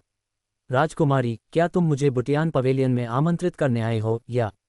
दोनों। शी शियू, ये सब मेरे शाही पिता की व्यवस्था है। मुझे पहले से कुछ नहीं पता था। तो क्या अग्नि देश की राजकुमारी अग्नि सम्राट की आज्ञा का विरोध करना चाहती है? किसने कहा? अरे, तुम। हुओ लिंग कुछ कहना चाहती थी, लेकिन शब्द गले में अटक गए। और तभी सामने वाले व्यक्ति ने एक बेहद साहसी हरकत की। सीधे हुओ लिंग को कंधे पर उठा लिया। ये शी गांव की परंपरा थी। जब कोई दुल्हन गांव में विवाह करके आती थी तो दूल्हे को उसे उठाकर लाना होता था। ये दोनों पक्षों के संबंध की औपचारिक पुष्टि भी थी। अत्यधिक शर्म के बावजूद हुओ लिंग ने चुपचाप इस क्रिया को स्वीकार कर लिया। पीछे चल रहे मंत्रीगण सभी ने राहत की सांस ली। लगता है ये स्वर्गीय दाव खजाना शरीर हाथ से नहीं जाने वाला था और उनकी अग्नि देश की राजकुमारी भविष्य में निश्चित रूप से अमर शरीर प्राप्त करेगी। लेकिन ये बदमाश राजकुमारी को एक विलो पेड़ के सामने क्यों ले जा रहा है? यह विलो पेड़ तो उनका बलिदान आत्मा सैक्रिफिशियल स्पिरिट लगता है। ये कैसी रस्म है? तुम ये क्या? हु लिंग अभी शी शियू के इस व्यवहार से पूरी तरह उलझन में थी, लेकिन अब वह पहले ही दोनों के रिश्ते को मौन रूप से स्वीकार कर चुकी थी। हा, मोटी लड़की, यही हमारे शी गांव की बलिदान आत्मा है। शी हाओ सबसे ज्यादा उत्साहित था। वह गांव के बच्चों के साथ ताली बजाते हुए पीछे पीछे चल रहा था। हु लिंग झुंझला गई और सीधे उस छोटे बदमाश पर चिल्लाई, अब से मुझे भाभी कहकर बुलाओ। अभी शादी हुई नहीं है तो मैं तुम्हें अब भी मोटी लड़की ही बुलाऊंगा। सच में शरारती बच्चा था, लेकिन लियू शेन मानव भावनाओं को अच्छी तरह समझती थीं। उन्होंने अपनी डालियां नीचे कर दी, दोनों को बाहरी दुनिया से पूरी तरह अलग कर दिया। बलिदान आत्मा को प्रणाम। लियू शेन को इस स्थान की रक्षक समझकर हो लिंग ने तुरंत सम्मानपूर्वक झुककर अभिवादन किया, लेकिन शी शियू ने उसे वापस खींच लिया। गलत, गलत, क्या गलत है? तुम्हारा संबोधन गलत है। तुम्हें उन्हें मैडम लियू कहना चाहिए। वे मेरी मुख्य पत्नी हैं। हाँ है, आप और आपकी बलिदान आत्मा। लियू शेन की असली पहचान न जानने के कारण हो लिंग की आंखें आश्चर्य से फैल गईं। और तभी दोनों के सामने हरी रोशनी चमकी। एक गरिमामयी और सुंदर स्त्री उस प्रकाश से प्रकट हुई। हरी पोशाक, सुंदर केश सज्जा, बर्फ जैसी गोरी त्वचा। वह इतनी सुंदर थी कि सीधे देख पाना कठिन था। ये लियू शेन का वास्तविक रूप था जो उन्होंने अपनी दिव्य शक्ति से प्रकट किया था। हुओ लिंग आश्चर्य मत करो, मैं मूल रूप से ऊपरी लोक की एक अमर राजा थी। संभवतः ये दृश्य स्वयं शी शियू ने भी अपेक्षित नहीं किया था। पूरे गांव में वे दोनों ही पहले व्यक्ति थे जिन्होंने इस महान देवी का असली रूप देखा। बहन इतनी सुंदर हैं। हुओ लिंग उपपत्नी बनने को तैयार है, लेकिन जिस टकराव की उम्मीद थी वह हुआ ही नहीं। हुओ लिंग ने अपनी शर्त रखी। वह इतनी जल्दी विवाह नहीं करना चाहती थी। वह चाहती थी कि शी शियू पहले उसके साथ बुटियान पवेलियन जाकर साधना करे, कुछ वर्षों तक घूमे फिरे, साधना करे, और जब उसे पर्याप्त मज़ा मिल जाए तब। यह अग्नि देश की राजकुमारी की अपनी किस्मत के खिलाफ आखिरी कोशिश थी। अध्याय 21 का हिंदी अनुवाद। एक टालने की रणनीति। हुओ लिंग के साथ बुटियान पवेलियन जाना। मुझे कोई आपत्ति नहीं है। वैसे भी मैं थोड़े समय में भौतिक रूप धारण नहीं कर सकती, इसलिए उसकी दावसाथी बनना ठीक है। हुओ लिंग के अनुरोध पर विलो गॉड ने बिना किसी हिचक के सहमति दे दी। ऐसा लगा जैसे दोनों महिलाओं के बीच किसी तरह की नज़र का आदान प्रदान हुआ हो। यह महिलाओं के बीच का एक खास गुप्त संकेत था। बाहरी लोग इसे समझ नहीं सकते थे। धन्यवाद देवी माता, और धन्यवाद शाही दामाद। अपनी योजना सफल होने पर हुओ लिंग खुशी से खिल उठी। फायर सम्राट ने सच में शाही दामाद चुनने की बात कही थी, लेकिन उन्होंने कोई निश्चित समय तय नहीं किया था। इससे बहुत गुंजाइश बची रहती थी, और हुओ लिंग को बस इतना करना था कि वह वर्तमान शाही दामाद के साथ बनी रहे। तो फिर साथ साथ बुटियान पैविलियन में जाकर पंजीकरण कर लेते हैं। लेकिन जैसे ही उसने सुना कि वे किसी बड़े संप्रदाय में जा सकते हैं, शी हाओ जिद करने लगा कि वह भी साथ जाएगा। वह अपने छोटे भाई को भी साथ ले जाना चाहता था। ये शरारती लड़का एक ही धुन का था। पहले विलो गॉड ने उससे कहा था कि वह एक खास व्यक्ति का अनुसरण करे, तब उसे कोई भी अच्छा अवसर नहीं छूटेगा। क्या ऐसा नहीं हुआ? ये सच साबित हो गया है न? यहाँ तक कि सुप्रीम बोन भी उसके लिए वापस छीन ली गई। अब और क्या कहना बाकी था? आगे चलकर जीवन मरण तक उन्हें साथ ही रहना होगा। जहाँ तक बुटियान पैविलियन की बात है, हालांकि अपेक्षा से 2 लोग अधिक आ गए थे, लेकिन जब तक शी शियू शामिल होने को तैयार था बाकी सब कुछ आसान था। इसके अलावा उन्होंने तुरंत इस शरारती लड़के को बुजुर्ग श्योंग फेई के साथ साधना के लिए भेज दिया। वह आंतरिक शिष्य बन सकता था। आखिरकार उसके पास युवा सुप्रीम शी को हराने का खिताब था। यदि ऐसे युवक को सही ढंग से तराशा जाए तो वह निश्चित रूप से बुटियान पैविलियन का स्तंभ बनेगा। लेकिन शी शियू को यह उम्मीद नहीं थी कि उसके बुटियान पैविलियन पहुंचने की खबर इतनी जल्दी फैल जाएगी। और यह खबर फैलाने वाला कोई और नहीं बल्कि वर्षाकुल रेन क्लैन का जीवित बचा व्यक्ति यूफेंग था। वरिष्ठता के हिसाब से देखा जाए तो यह व्यक्ति वरिष्ठ शिष्य के स्तर का था, लेकिन साफ था कि उसके इरादे नेक नहीं थे। हालांकि इस खबर के बाहर आते ही इसने कई परतों में हलचल मचा दी। अमर पर्वत का स्वर्गीय मानव वंश। मैंने ही कहा था कि हमारे लोग शी गांव के आसपास भटक रहे हैं, तो फिर हमें सिर्फ जंगली लोग ही क्यों मिले? अमर पर्वत का शी परिवार से गहरा संबंध था। शी हाओ की मां कभी उनकी संतिका सेंटेस रह चुकी थी, लेकिन सुप्रीम बोन छीनने की घटना के कारण सब कुछ हद से आगे बढ़ गया। इसी वजह से संपर्क टूट गया। इस बार शी शियू से मिलने के लिए अमर पर्वत ने कई युवा महिलाओं को शी गांव के आसपास भेजा। वे तरह तरह के बहाने बनाकर उस स्वर्गीय दाओ खजाना शरीर वाले युवक से मिलने की उम्मीद कर रहे थे। लेकिन उन्हें यह अंदाज़ा नहीं था कि वे एक कदम देर कर चुके थे। वह पहले ही बुतियान पैविलियन पहुंच चुका था। दो ऊपरी लोगों की शक्तियां भी स्तब्ध थीं। एक थी बुतियान संप्रदाय की संतिका फेरी युएचान। शी यी के मनोबल के टूटने के बाद बुतियान संप्रदाय की नज़र उस स्वर्गीय दाव खजाना शरीर पर टिक गई थी। एक ओर वे चाहते थे कि उनकी संतिका उस शरारती युवक की दाव साथी बने। दूसरी ओर वे उसे अपना निजी शिष्य भी बनाना चाहते थे। हालांकि बुतियान पैविलियन और बुतियान संप्रदाय का संपर्क बहुत पहले टूट चुका था, फिर भी यह संतिका कुछ करना चाहती थी। कृपया निश्चिंत रहें संप्रदाय प्रमुख और बुजुर्गों, मैं अपनी अवतार छिंगलियान को यह मामला संभालने भेजूंगी। बुतियान संप्रदाय की संतिका होने के नाते युएचान की शक्ति निर्विवाद थी। यह महिला पहले ही क्लोन अवतार बनाने में सक्षम थी। बेशक यह अवतार निर्दयी महान सम्राट जैसा नहीं था, लेकिन सुंदरता और काया के मामले में छिंगलियान मुख्य शरीर युएचान से कम नहीं थी, और इस महिला की अपनी स्वतंत्र सोच और स्वभाव था। वह लगभग एक पूर्ण व्यक्ति मानी जा सकती थी। दूसरी ओर वह वयस्क जिसने पहले वर्षाकुल को नष्ट किया था, इस समय अपनी पोती को डांट रहा था। तू शरारती लड़की, हमने कितनी मुश्किल से तुम्हें अवतार के रूप में महान वन प्रदेश भेजा, लेकिन तुम। किसने सोचा था कि आकाशी लोमड़ी कुल की उत्तराधिकारी कहलाने वाली ये दानवी लड़की मानव जाति की स्त्री के रूप में अवतरित हो जाएगी? और उसने इसे एक दुर्लभ छुट्टी मान लिया। न तो उसने स्वर्गीय दाव खजाना शरीर को खोजने की कोशिश की, न ही उसकी दाव साथी बनने की। पूर्वज, मैंने सुना है कि अग्निकुल की राजकुमारी उससे विवाह करने वाली है। मुझे वह पसंद नहीं है। हमें इस बात से कोई मतलब नहीं कि तुम कौन सा तरीका अपनाती हो। दाव साथी एक ही नहीं हो सकता। किसी भी हाल में जल्द से जल्द उस स्वर्गीय दाव खजाना शरीर को साधो। शायद अग्नि सम्राट के शाही आदेश की वजह से दोनों लोकों में भारी उथल पुथल मच गई। कुछ बेचैन कुलों ने तरह तरह के उपाय अपनाए, यहाँ तक कि अपनी महिला शिष्यों की साधना को दबा दिया। कुछ ने तो रूप रंग तक बदल लिया, बस उस शरारती युवक से परिचित होने के लिए। बिना किसी शुरुआती दौर के प्रतिस्पर्धा सीधे चरम पर पहुंच गई। यहाँ तक कि महान सम्राट और अर्धअमर सम्राट कुलों की संतिकाएं भी अपनी साधना को बार बार नष्ट कर रही थीं, सिर्फ इसलिए कि वे निचले लोक में जाकर शिशियु नाम के व्यक्ति को ढूंढ सकें। यह इसलिए नहीं था कि वह बहुत सुंदर था, मुख्य कारण था स्वर्गीय दाव खजाना शरीर। आखिरकार कहा जाता है कि ये देह हर कुछ मिलियन वर्षों में एक बार ही प्रकट होती है, और एक ही युग में दो का अस्तित्व असंभव है। दुर्लभता ही मूल्य पैदा करती है। अगर शिशियु को पता चलता कि वह इतना कीमती है, तो शायद वह खुद को बेचने का भी सोच लेता। और बुतियान पैविलियन अब इस शरारती युवक को मानो खजाने की तरह सीने से लगाए हुए था। जबरदस्ती साथ आए शी हाओ के भी मजे थे, चाहे नियमों के अनुरूप हो या नहीं। बुजुर्ग श्योंग फेई ने उत्साहपूर्वक इन नए लोगों को बुतियान पैविलियन की बली आत्मा के सामने ले जाया। वह एक मरणासन पुरानी दिव्यलता थी। उस पर तरह तरह के दाव फल के लौकी लटके हुए थे।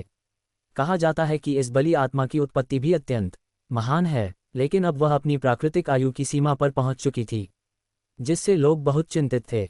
यही मुख्य कारण था कि बुतियान पैविलियन प्रतिभाशाली युवा शिष्यों को भरसक भर्ती कर रहा था। ये दिखावे के लिए नहीं था, बल्कि बली आत्मा को बचाने के लिए था। किंवदंती है कि केवल बाईडुआन पर्वत का अमर झरना ही इस दिव्यलता को जीवित रख सकता है, और बाईडुआन पर्वत में प्रवेश पर साधना स्तर की कड़ी सीमाएं हैं। इसलिए उन्हें कम साधना वाले युवा लोगों को वहां अनुभव के लिए भेजना पड़ता था। साथ ही वे बली आत्मा की आयु बढ़ाने का उपाय भी खोज रहे थे। वास्तव में पूरे महान वन प्रदेश की अनगिनत निगाहें पहले से ही इस स्थान पर टिकी थीं। एक बार ये दिव्यलता गिर गई तो संभव है कि वही बुतियान पैविलियन के विनाश का दिन हो। इसी कारण जब बुजुर्ग श्योंग फेई ने संयोग से शियू चेंजियान से शिशियु की क्षमताओं के बारे में जाना, तो चाहे उन्हें कितना भी अपमान सहना पड़े, उन्होंने इस युवा सुप्रीम को आमंत्रित किया। उद्देश्य था बाईडुआन पर्वत, बेशक स्वर्गीय दाव खजाना शरीर के स्वामी के लिए ऐसी जगह पर साधना करना भी अत्यंत लाभकारी था। न केवल उसकी शक्ति तेजी से बढ़ेगी, बल्कि उसे अनेक खजाने भी मिलेंगे। कहा जाता है कि आज के कई सुप्रीम शक्तिशाली लोग युवावस्था में बाईडुआन पर्वत में ही महान अवसर पाए थे। किसी व्यक्ति के पिछले भाग्य को देखते हुए वह अंदर जाकर खाली हाथ लौटेगा, यह असंभव था। और अब शी हाओ इस व्यक्ति का छोटा अनुयायी बन चुका था। जहां भी शिशियु जाता, ये शरारती लड़का जरूर उसके पीछे होता। आखिरकार उसने पहले ही बहुत लाभ उठा लिए थे। यही तो सच्चा दाव था। मुझे लगता है कि इस युवक पर गहरा कर्म बंधा हुआ है, शायद वह सब कुछ बदल सकता है। जब दिव्यलता ने शिशियु के शरीर से निकलती की को महसूस किया, तो उसने तुरंत समझ लिया कि यह युवक साधारण नहीं है। स्वर्गीय दाव खजाना शरीर की कीमें दिव्य लोक और अमर लोक का सर्वोच्च कर्म समाया हुआ था। यहाँ तक कि दिव्यलता भी विस्मय से चौंक उठी। ये युवक बाहर से साधारण दिखता था, लेकिन वास्तव में वह पूरे आकाश की शक्ति से संवाद कर सकता था। यहाँ तक कि दूरस्थ विदेशी जातियां भी इस युवक के मूल संवेदन की शक्ति को महसूस कर सकती थीं। यदि इस शक्ति का सही उपयोग किया जाए तो इस युवक की भविष्य की उपलब्धियां असीम होंगी, और दिव्यलता ने सहज रूप से मान लिया कि उसके सामने खड़ा ये युवक ही उसका उद्धार करता होगा। अध्याय 22 का हिंदी अनुवाद। छठा साइन इन, अमर स्वर्ण देह। डिंग, होस्ट को बुटियन पेविलियन के बलि आत्मा सैक्रिफिशियल स्पिरिट की मान्यता प्राप्त हुई है। सिस्टम ने छठा साइन इन सक्रिय कर दिया है। जो समय की नदी पहले बिना किसी बदलाव के बहती रहती थी, उसमें अगर एक छोटा सा पत्थर फेंक दिया जाए तो क्या होगा? शीशियु वही छोटा पत्थर था जिसने लहरें पैदा कर दीं। असल में जो मार्ग मूल रूप से वाइल्ड हेवन सम्राट हुआंग तियान दी का था, उसमें अब भारी विचलन आ चुका था। इस व्यक्ति के प्रकट होने के कारण इस प्राचीन बलि आत्मा ने सीधे सीधे शीहाओ को नज़रअंदाज कर दिया। इस बार मुझे क्या इनाम मिलेगा? शीशियु ने पूछा। सिस्टम आपकी अमर स्वर्ण देह अनडाइंग गोल्डन बॉडी को परिष्कृत करेगा, जिससे आपकी शारीरिक शक्ति हमेशा समान स्तर रेल्म के साधकों में सर्वोच्च बनी रहेगी। ये सुनने में किसी निष्क्रिय कौशल पैसिव स्किल जैसा लग रहा था, लेकिन वास्तव में बाद के चरणों में इसका प्रभाव बेहद विशाल होने वाला था। चाहे आगे आने वाली उजाड़ क्षेत्र की आपदा, बैरन रीजन कैलमिटी हो, या ऊपरी लोक अपर रेल्म तक पहुंचने का मार्ग, भविष्य की हर चीज शरीर से और भी अधिक मांग करेगी। हालांकि इस तथाकथित जंगली क्षेत्र में अलग अलग महाद्वीप हैं, लेकिन ऊपरी लोक की 3000 दाव प्रांतों की नज़र में ये जगह बस पाप की भूमि मात्र है। यहाँ के सभी लोग प्राचीन पापियों की संतान माने जाते हैं। ऊपर के लोक की जमीन का एक छोटा सा टुकड़ा भी पूरे जंगली क्षेत्र से बड़ा हो सकता है। 9 आकाश और 10 पृथ्वियाँ, 3000 दाव प्रांत और अज्ञात विदेशी लोक फॉरेन रेल्म्स। अगर शरीर मजबूत नहीं है तो युद्ध की बात तो दूर, अमर राजा इमॉर्टल किंग के स्तर तक पहुंचने का सपना भी मत देखो। इसके अलावा उसके पास पहले से ही स्वर्गीय दाव खजाना दे हेवनली दाव ट्रेजर बॉडी थी। भविष्य में उसे अनगिनत देवी और संत कन्याएं मिलने वाली थीं, चाहे वे दाव साथी बने या सिर्फ क्षणिक मुलाकात हो। अगर शरीर मजबूत न हो तो ये सब नामुमकिन है। यह मार्ग उस रास्ते से बिल्कुल अलग होने वाला था जिस पर वाइल्ड हेवन सम्राट चला था। इसलिए अभी से मजबूत नींव रखना बेहद ज़रूरी था। बहुत बढ़िया, यही तो मैं चाहता था। अगर मेरी देह प्राचीन दुष्ट पशुओं एंशंट विशेस बीस्ट्स जितनी मजबूत हो जाए तो और क्या चाहिए। डिंग, कृपया निश्चिंत रहें होस्ट, आपकी अमर स्वर्ण देह आपके स्तर के साथ निरंतर उन्नत होती जाएगी। ये तो वाकई शानदार समाचार था। इसका मतलब था हर बार जब वह एक बड़ा स्तर पार करेगा, उसकी अमर स्वर्ण देह भी एक नए स्तर पर पहुंच जाएगी। अंततः अगर वह चरम तक साधना कर ले तो उसकी देह दाव सैनिकों और अमर कलाकृतियों जितनी मजबूत हो सकती है। तब 9 आकाश और 10 पृथ्वियों में शायद ही कुछ ऐसा बचेगा जो उसे चोट पहुंचा सके। वाइल्ड हेवन सम्राट के जीवन में अनगिनत बार ऐसा हुआ था जब उसकी देह फट गई थी या पूरी तरह नष्ट हो गई थी, लेकिन एक ट्रांसमाइग्रेटर होने के नाते शीशियु को फिलहाल ऐसे हालात का सामना नहीं करना था। फिर भी समय जितना शांत हो उतनी ही ज्यादा मजबूत नींव डालना जरूरी होता है। यही भविष्य में भटकाव से बचने का सबसे अच्छा तरीका था। हाँ, बड़े भाई शीशियु, आपने बुटियन पेविलियन के बलि आत्मा के नीचे इतनी जल्दी वो समझ प्राप्त कर ली। इसी समय शरारती छोटा लड़का शीहाओ अचानक प्रकट हुआ। पिछले कुछ दिनों में माओचियू और यह छोटा लड़का काफी घुल मिल गए थे। शायद इन दोनों के बीच शुरू से ही कोई गहरा संबंध था। अभी माओचियू को विशेष प्रशिक्षण देने की जरूरत नहीं थी, तो उसे शीहाओ के साथ रहने दिया गया। भविष्य में वह इस छोटे लड़के का रक्षक भी बन सकता था। हालांकि वह नहीं जानता था कि आगे उनका भाग्य क्या होगा, लेकिन एक बात शीशियू के दिल में बिल्कुल साफ थी, भविष्य में वह अपने परिवार और दोस्तों की रक्षा करेगा। वह उन्हें गिरने नहीं देगा और न ही उन्हें अपने लिए बलिदान देने देगा। वाइल्ड हेवन सम्राट जैसा कठिन जीवन दोहराने का कोई इरादा नहीं था, लेकिन अगर स्वर्ग से लड़ना पड़ा तो फिर बस एक ही लड़ाई होगी। अरे छोटे बदमाश, फिर से अपने बड़े भाई की साधना में खलल डाल रहा है क्या? शीहाओ के आते ही हो लिंग अभी उछलकर बाहर आ गई। शायद समयरेखा और भाग्य के कारण ये छोटी लड़की शीहाओ के साथ काफी मेल खाती थी। अरे भाभी, आपको बड़े भाई को शाही दामाद नहीं कहना चाहिए क्या? शाही दामाद तुम्हारे सिर में। हु लिंग को ये संबोधन बिल्कुल पसंद नहीं आया। उसने तुरंत अपनी नन्ही सी गुलाबी मुट्ठी उठाकर शीहाओ को मारने की कोशिश की, लेकिन अगले ही पल वह मुट्ठी एक बड़े हाथ में पकड़ ली गई। ठीक तो कह रहा है मेरी राजकुमारी, तुम मुझे शाही दामाद क्यों नहीं कहती? ये शीशियू था जो वास्तव में शीहाओ का साथ दे रहा था। आग देश की यह राजकुमारी गुस्से में पांव पटकने लगी। ठीक है, तुम दोनों मिलकर मुझे तंग कर रहे हो, मैं तुमसे बात नहीं करूंगी। इतना कहकर वह लाल चेहरे के साथ भाग गई। हाल के दिनों में जब भी वह उसे देखती थी उसका चेहरा लाल हो जाता था। पता नहीं वह क्या क्या सोच रही थी। दिलचस्प, प्राचीन काल से ही सुंदरियों का एहसान चुकाना सबसे कठिन माना गया है। शिशु अब इसे गहराई से समझने लगा था। शायद अपने प्रिय शिष्य की विशेष देखभाल करने के लिए बलि आत्मा की लंबी बेल इस समय धीरे धीरे आगे बढ़ी। बुटियन पेविलियन में साधना काफी स्वतंत्र है, लेकिन कुछ स्थान है जिनके बारे में मैं तुम्हें सावधान करना चाहता हूँ। दरअसल बुटियन पेविलियन में कई निषिद्ध क्षेत्र फॉरबिडन लैंड्स थे। सामान्य शिष्यों को वहां जाने की सलाह नहीं दी जाती थी, क्योंकि कभी कभी वहां एक बूढ़ा व्यक्ति हवा में लहराता हुआ दिखाई देता था। वही था गुई ये मूल कथा का पात्र। क्योंकि वह बूढ़ा अनियमित अंतराल पर प्रकट होता था, इसलिए शिष्यों के बीच डरावनी कहानियां फैल गई थीं। लेकिन बुटियन पेविलियन के उच्च अधिकारी सच्चाई बताने में झिझकते थे। अगर वे बता देते कि वह लहराता हुआ बूढ़ा असल में बुटियन पेविलियन का पहला पवेलियन मास्टर था, वह महान प्रतिभा जिसे कभी बुटियन संप्रदाय से निकाल दिया गया था, तो शायद लोगों की नज़र में पूरे संस्थान की प्रतिष्ठा गिर जाती। इतने वर्षों से बुटियन संप्रदाय और बुटियन पेविलियन के बीच कोई संपर्क नहीं रहा था, क्योंकि यहाँ ऐसा कुछ भी नहीं था जिसे वे प्राचीन संप्रदाय सम्मान की दृष्टि से देख सकें। चेतावनी के लिए धन्यवाद बलि आत्मा महोदय, हम अवश्य सावधान रहेंगे। हालांकि ऊपर से सहमति जताई गई, लेकिन शिशु के दिल में पहले से ही एक योजना थी। अगर बुटियन पेविलियन आकर उस पौराणिक संस्थापक से मिले बिना लौट जाए तो यह एक बड़ी चूक होगी। इसके अलावा वह शक्तिशाली वरिष्ठ आज भी जीवित था। अगर उसे सही ढंग से उपयोग किया जाए तो बुटियन पेविलियन की प्रतिष्ठा बुटियन संप्रदाय के बराबर भी हो सकती थी। अनगिनत युगों में कितने ही दैत्य समान शक्तिशाली अस्तित्व गिर चुके थे। उनमें से कोई भी आज के युग में प्रकट हो जाए तो वह अद्वितीय सत्ता बन सकता था, लेकिन साधना का मार्ग ही इतना कठिन है। केवल अच्छे अवसर होने से सब कुछ सुनिश्चित नहीं हो जाता। समय, स्थान और लोग तीनों अनिवार्य हैं, जैसे उसकी मौजूदा स्वर्गीय दाव खजाना देह।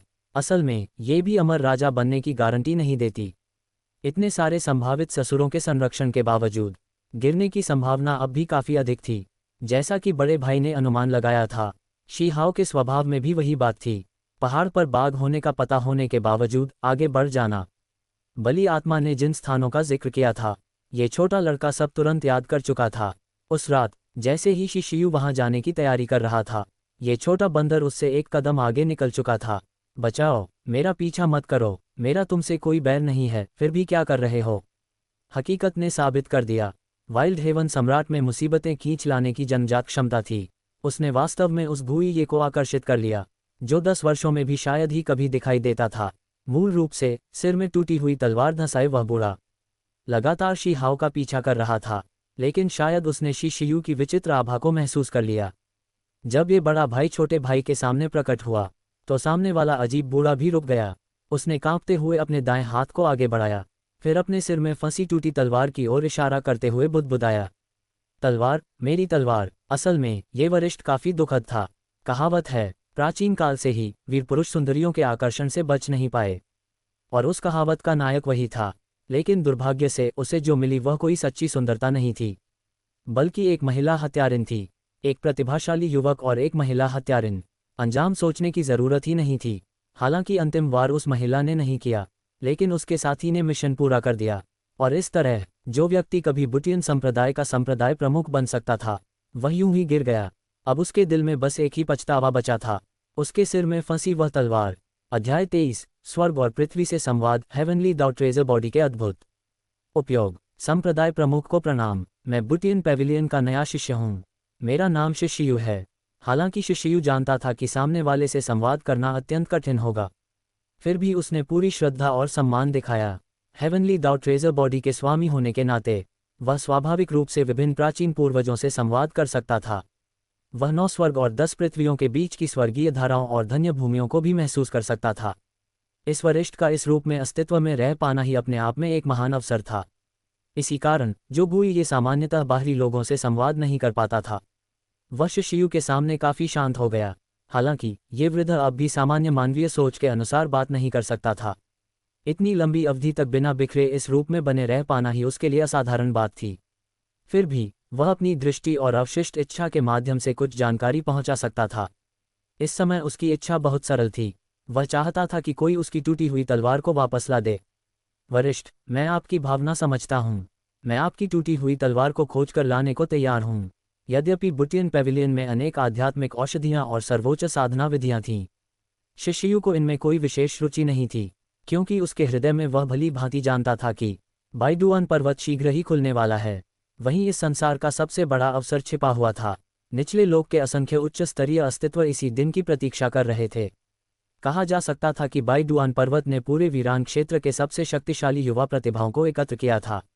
वहां ऐसे अनगिनत खजाने थे जिन्हें ऊपरी लोक के महाबली भी लालच से देखते। वे तथाकथित बाहरी जातियां और अंधकार में मूल भी इन अवसरों में अत्यधिक रुचि रखते थे। हालांकि उन लोगों के पास इन खजानों को प्राप्त करने के अपने विशेष तरीके थे, क्योंकि संसार के अधिकांश खजाने अंततः उन आदरणीय शक्तियों के हाथों में पहुंच जाते थे, और वीरान क्षेत्र की आपदा के पीछे छिपे काले हाथ आसानी से उन आदरणीयों से सब कुछ छीन लेते थे। यह मानो एक अलिखित नियम बन चुका था, और यह नियम हमेशा काम करता था। अंत में वे साधारण लोगों की स्मृतियां मिटा देते और अगली लहर की प्रतीक्षा करते। ऊपरी लोक की दृष्टि में वीरान क्षेत्र मानो हरे प्याज का खेत था। एक फसल काटी जाती, फिर दूसरी उगाती, और सबसे दुखद बात यह थी कि इनमें से अधिकांश लोग कभी सबक नहीं सीखते थे। हाँ, अच्छा, बहुत अच्छा। ये स्पष्ट नहीं था कि वह सच में प्रसन्न था या हेवनली दाउ ट्रेजर बॉडी को देखकर स्वाभाविक प्रतिक्रिया दे रहा था। मानव जाति का ये पूर्व गौरव पहली बार इतने वर्षों बाद पूरी तरह सचेत हुआ। वह दोनों युवकों के सामने जोर से हंस पड़ा। उस तीव्र हंसी के साथ नीली ऊर्जा की लहरें फैलने लगीं। बली आत्मा के पास एक स्पष्ट ऊर्जा विस्फोट बन गया। इससे बुटियन पेविलियन के सभी विशेषज्ञ चौंक गए। वर्तमान संप्रदाय प्रमुख, सभी बुजुर्ग, यहाँ तक कि श्योंग फेई भी, सब तुरंत वहां पहुंच गए।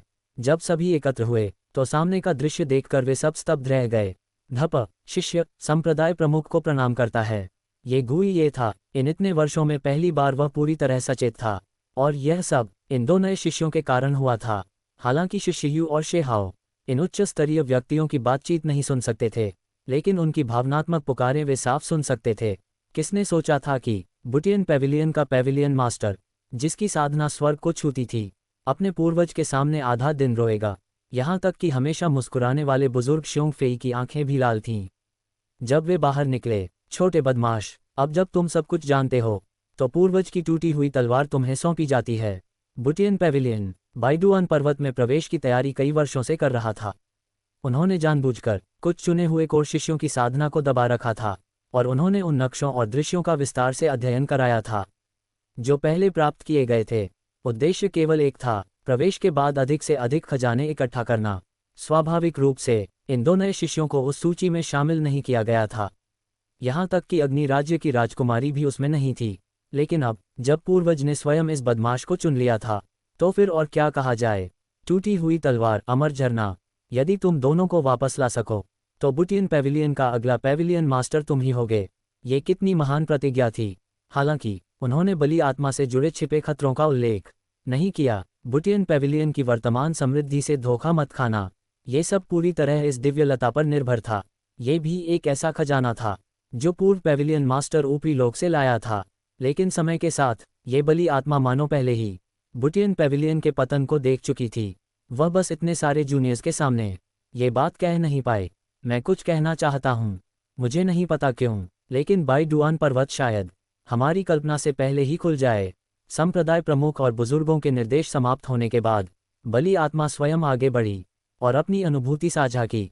पहले बाइडुआन पर्वत का खुलना हमेशा बहुत नियमित रहा था, लेकिन तितली प्रभाव की तरह शिष्यु के आगमन के बाद इस संसार के नियम ही बदलते से लग रहे थे।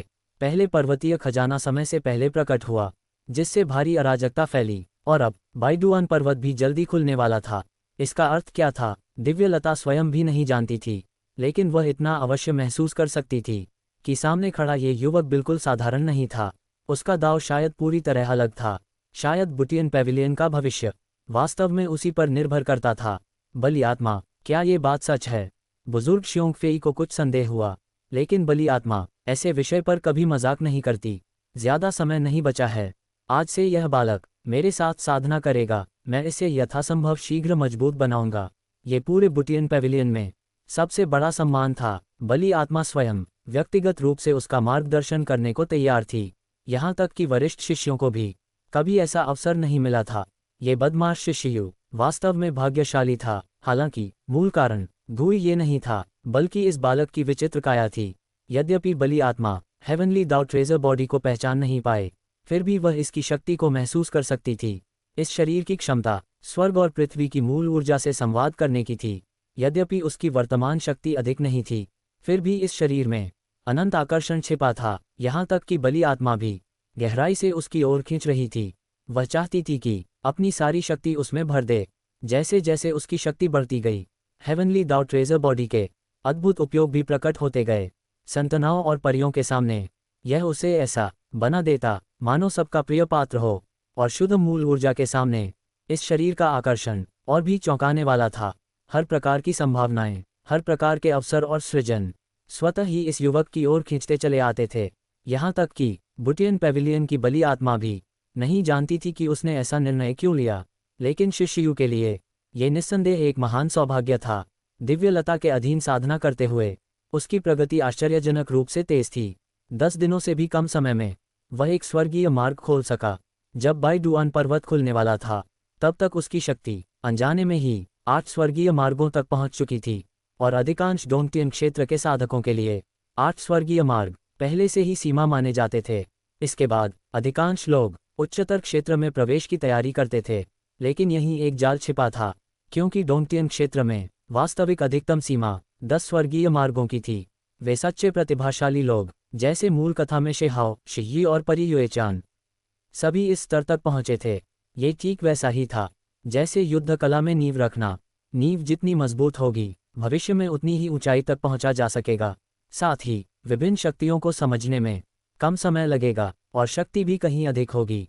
इसलिए शिष्यु के लिए 10 स्वर्गीय मार्गों का पथ चलना अनिवार्य था। अध्याय 24, बाइदुआन पर्वत का उद्घाटन और यूशी का प्रकट होना। क्या कोई गलती हो गई है? बाइदुआन पर्वत का खुलना क्या सच में पहले ही होने वाला है? लगभग एक ही रात में निचले लोअर रेल्म के 8 क्षेत्रों में एक खबर आग की तरह फैल गई।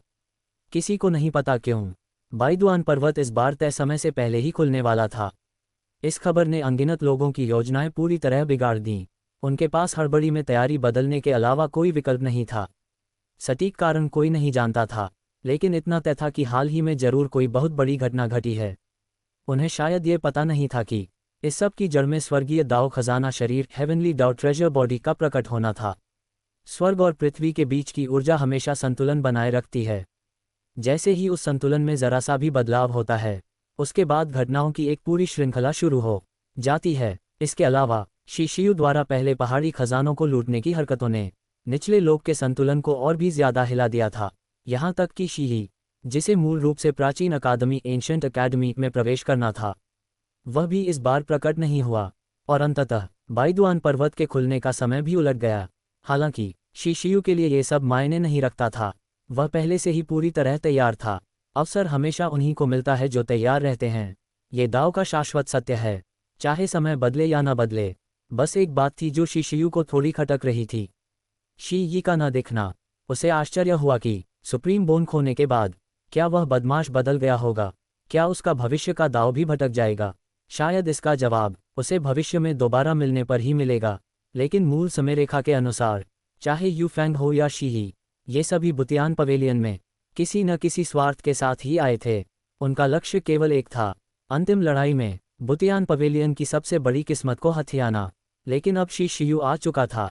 स्वर्ग और पृथ्वी की सारी पुकार मानो इसी युवक के इर्द गिर्द घूम रही थी और उसके कारण बदल रही थी।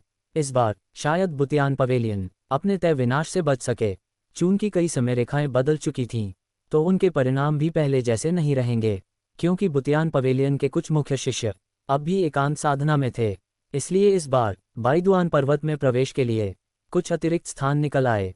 इसी वजह से शिशियु और शीहाओ दोनों को ही प्रवेश की अनुमति मिल गई, लेकिन किंगफेंग को यह अवसर नहीं मिला। हालांकि उसे माओकियू की देखभाल के लिए पीछे छोड़ देना भी बुरा नहीं था। आखिरकार ये छोटा बंदर किसी भी हालत में बाइदुआन पर्वत में प्रवेश नहीं कर सकता था। शायद आम लोग उसकी मासूम शक्ल से धोखा खा जाते, लेकिन बुतियान पवेलियन के बड़े लोग एक नज़र में समझ गए थे, इसका असली रूप असाधारण था। इतने भयानक सुपर दैत्य को अंदर जाने देना बाइदुआन पर्वत के नियमों का खुला उल्लंघन होता। स्थिति कुछ खास है, बाकी शिष्य पहले ही निकल चुके हैं। इस बार मैं खुद तुम दोनों को लेकर जाऊंगा। अचानक हुए इस बदलाव के कारण बुजुर्ग शियोंग फेई ने खुद शिशियु और शीहाओ को पहुंचाने का फैसला किया। बेशक आधिकारिक शुरुआत से पहले अभी कुछ समय था, वे दोनों टूटा हुआ आकाश नगर ब्रोकन स्काई सिटी में आराम कर सकते थे। ये जगह डंगन खुलने से पहले का सुरक्षित क्षेत्र मानी जाती थी। आमतौर पर यहाँ ज्यादा लोग नहीं आते थे, लेकिन जैसे ही बाइदुआन पर्वत खुलने वाला हुआ, ये शहर पूरी तरह एक विशाल बाजार में बदल गया। प्राचीन क्रूर पशुओं की शुद्ध रक्त वंशावलियाँ अपने अपने बच्चों को यहाँ भेज रही थीं, ताकि वे अंदर जाकर पर्याप्त अवसर प्राप्त कर सकें। इसके मुकाबले मानव जाति यहाँ काफ़ी कमज़ोर दिखाई दे रही थी, जिनके पीछे कोई मजबूत सहारा नहीं था। उनके लिए अंदर जाना खतरे से खाली नहीं था। अंदर केवल खजाने ही नहीं थे, बल्कि अनगिनत अदृश्य खतरे भी छिपे हुए थे। कुछ लोग, जिनकी बाहर दुश्मनी थी, इस अवसर का उपयोग अंदर जाकर हिसाब चुकता करने के लिए करने वाले थे। यहाँ तक कि कुछ अत्यंत शक्तिशाली अस्तित्वों ने अपनी साधना को सील कर लिया और बच्चों का भेष बनाकर अंदर जाने की तैयारी कर ली। बड़े भैया, ये सब क्या हैं? ये तो बहुत स्वादिष्ट लग रहे हैं। शीहाओ, जो अब आधिकारिक तौर पर बुतियान पवेलियन का शिष्य बन चुका था, फिर भी जंगली मांस के प्रति अपनी लालसा नहीं छोड़ पाया था। इसी कारण बाइदुआन पर्वत के बाहरी क्षेत्र में पहुंचते ही उस बदमाश ने ढेर सारे बर्तन, कढ़ाई और मसाले खरीद लिए। शायद उसके नज़र में सामने खड़े ये लंबे चौड़े शुद्धरक्त दैत्य ग्रेट वाइल्डनेस गांव में खाए जाने वाले शिकार से ज्यादा अलग नहीं थे, बल्कि इनका मांस और भी कोमल लगता था। और जैसा कि अपेक्षित था, उस मूर्ख बदमाश ने तुरंत ही किसी ऐसे को उकसा दिया जिसे उसे नहीं करना चाहिए था। वह था एक सफ़ेद बाघ, जिसके चारों ओर लोग ऐसे खड़े थे जैसे चांद के चारों ओर तारे। स्पष्ट था कि वह किसी प्राचीन महान दैत्य का वंशज था।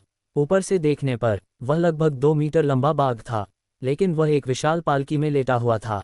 उसकी सेवा में 2 अत्यंत सुंदर युवतियां लगी हुई थीं।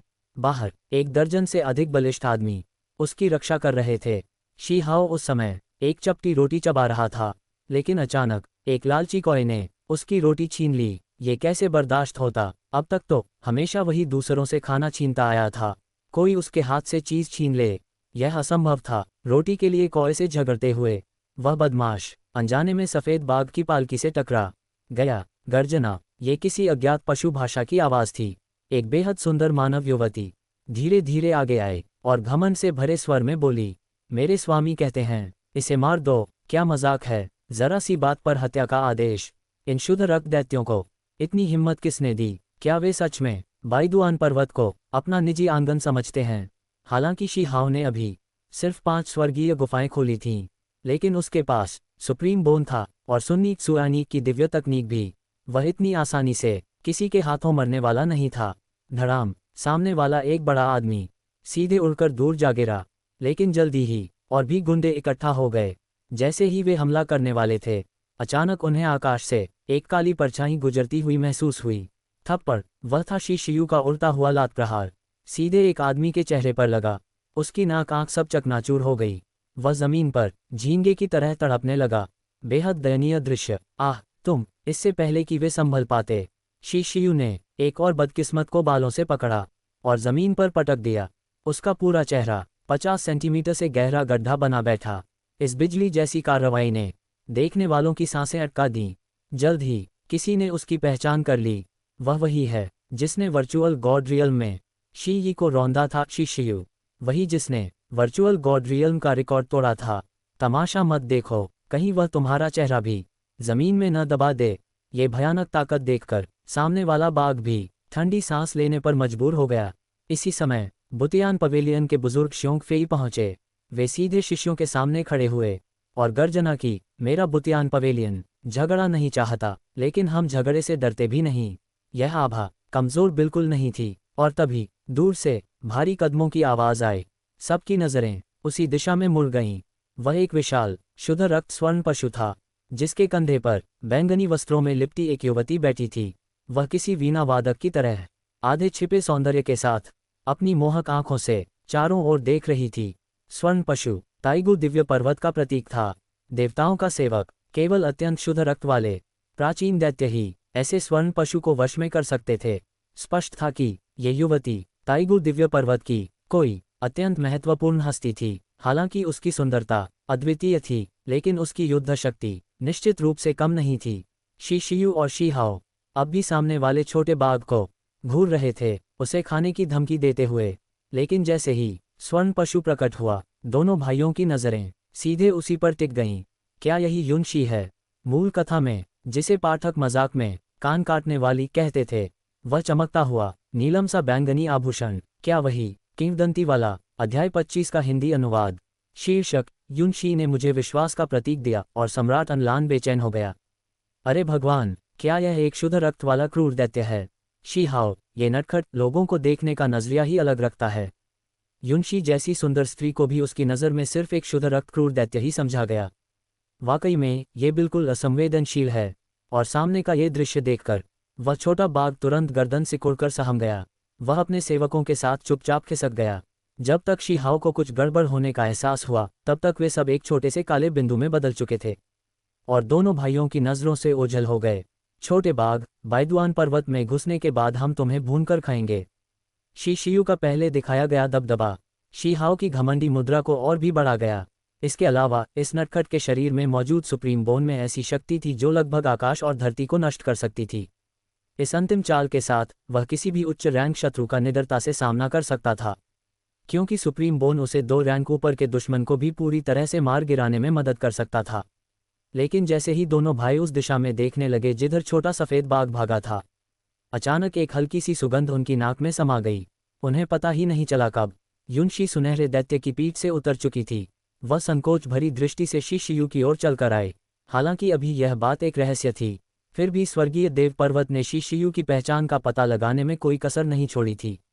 वह वही स्वर्गीय दाव खजाना शरीर था जिसे पूरी दुनिया खोज रही थी। और युनशी का इस बार बाइदुआन पर्वत में आने का उद्देश्य भले ही साधना करना था, लेकिन असली मकसद इस किंवदंती समान स्वर्गीय दाव खजाना शरीर को ढूंढना भी था।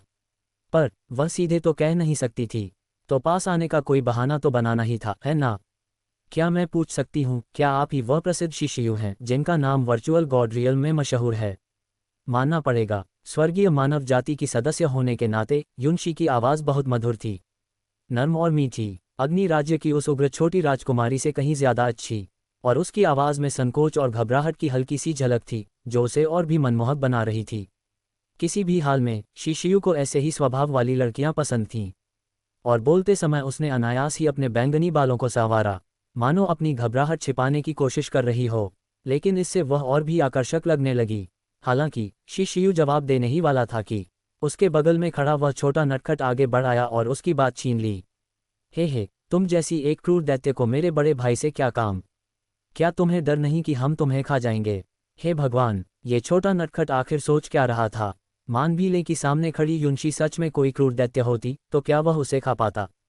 उस अज्ञानी छोटे को एक ओर धकेलते हुए शी शियू ने गंभीरता से उत्तर दिया, मैं ही शी शियू हूँ।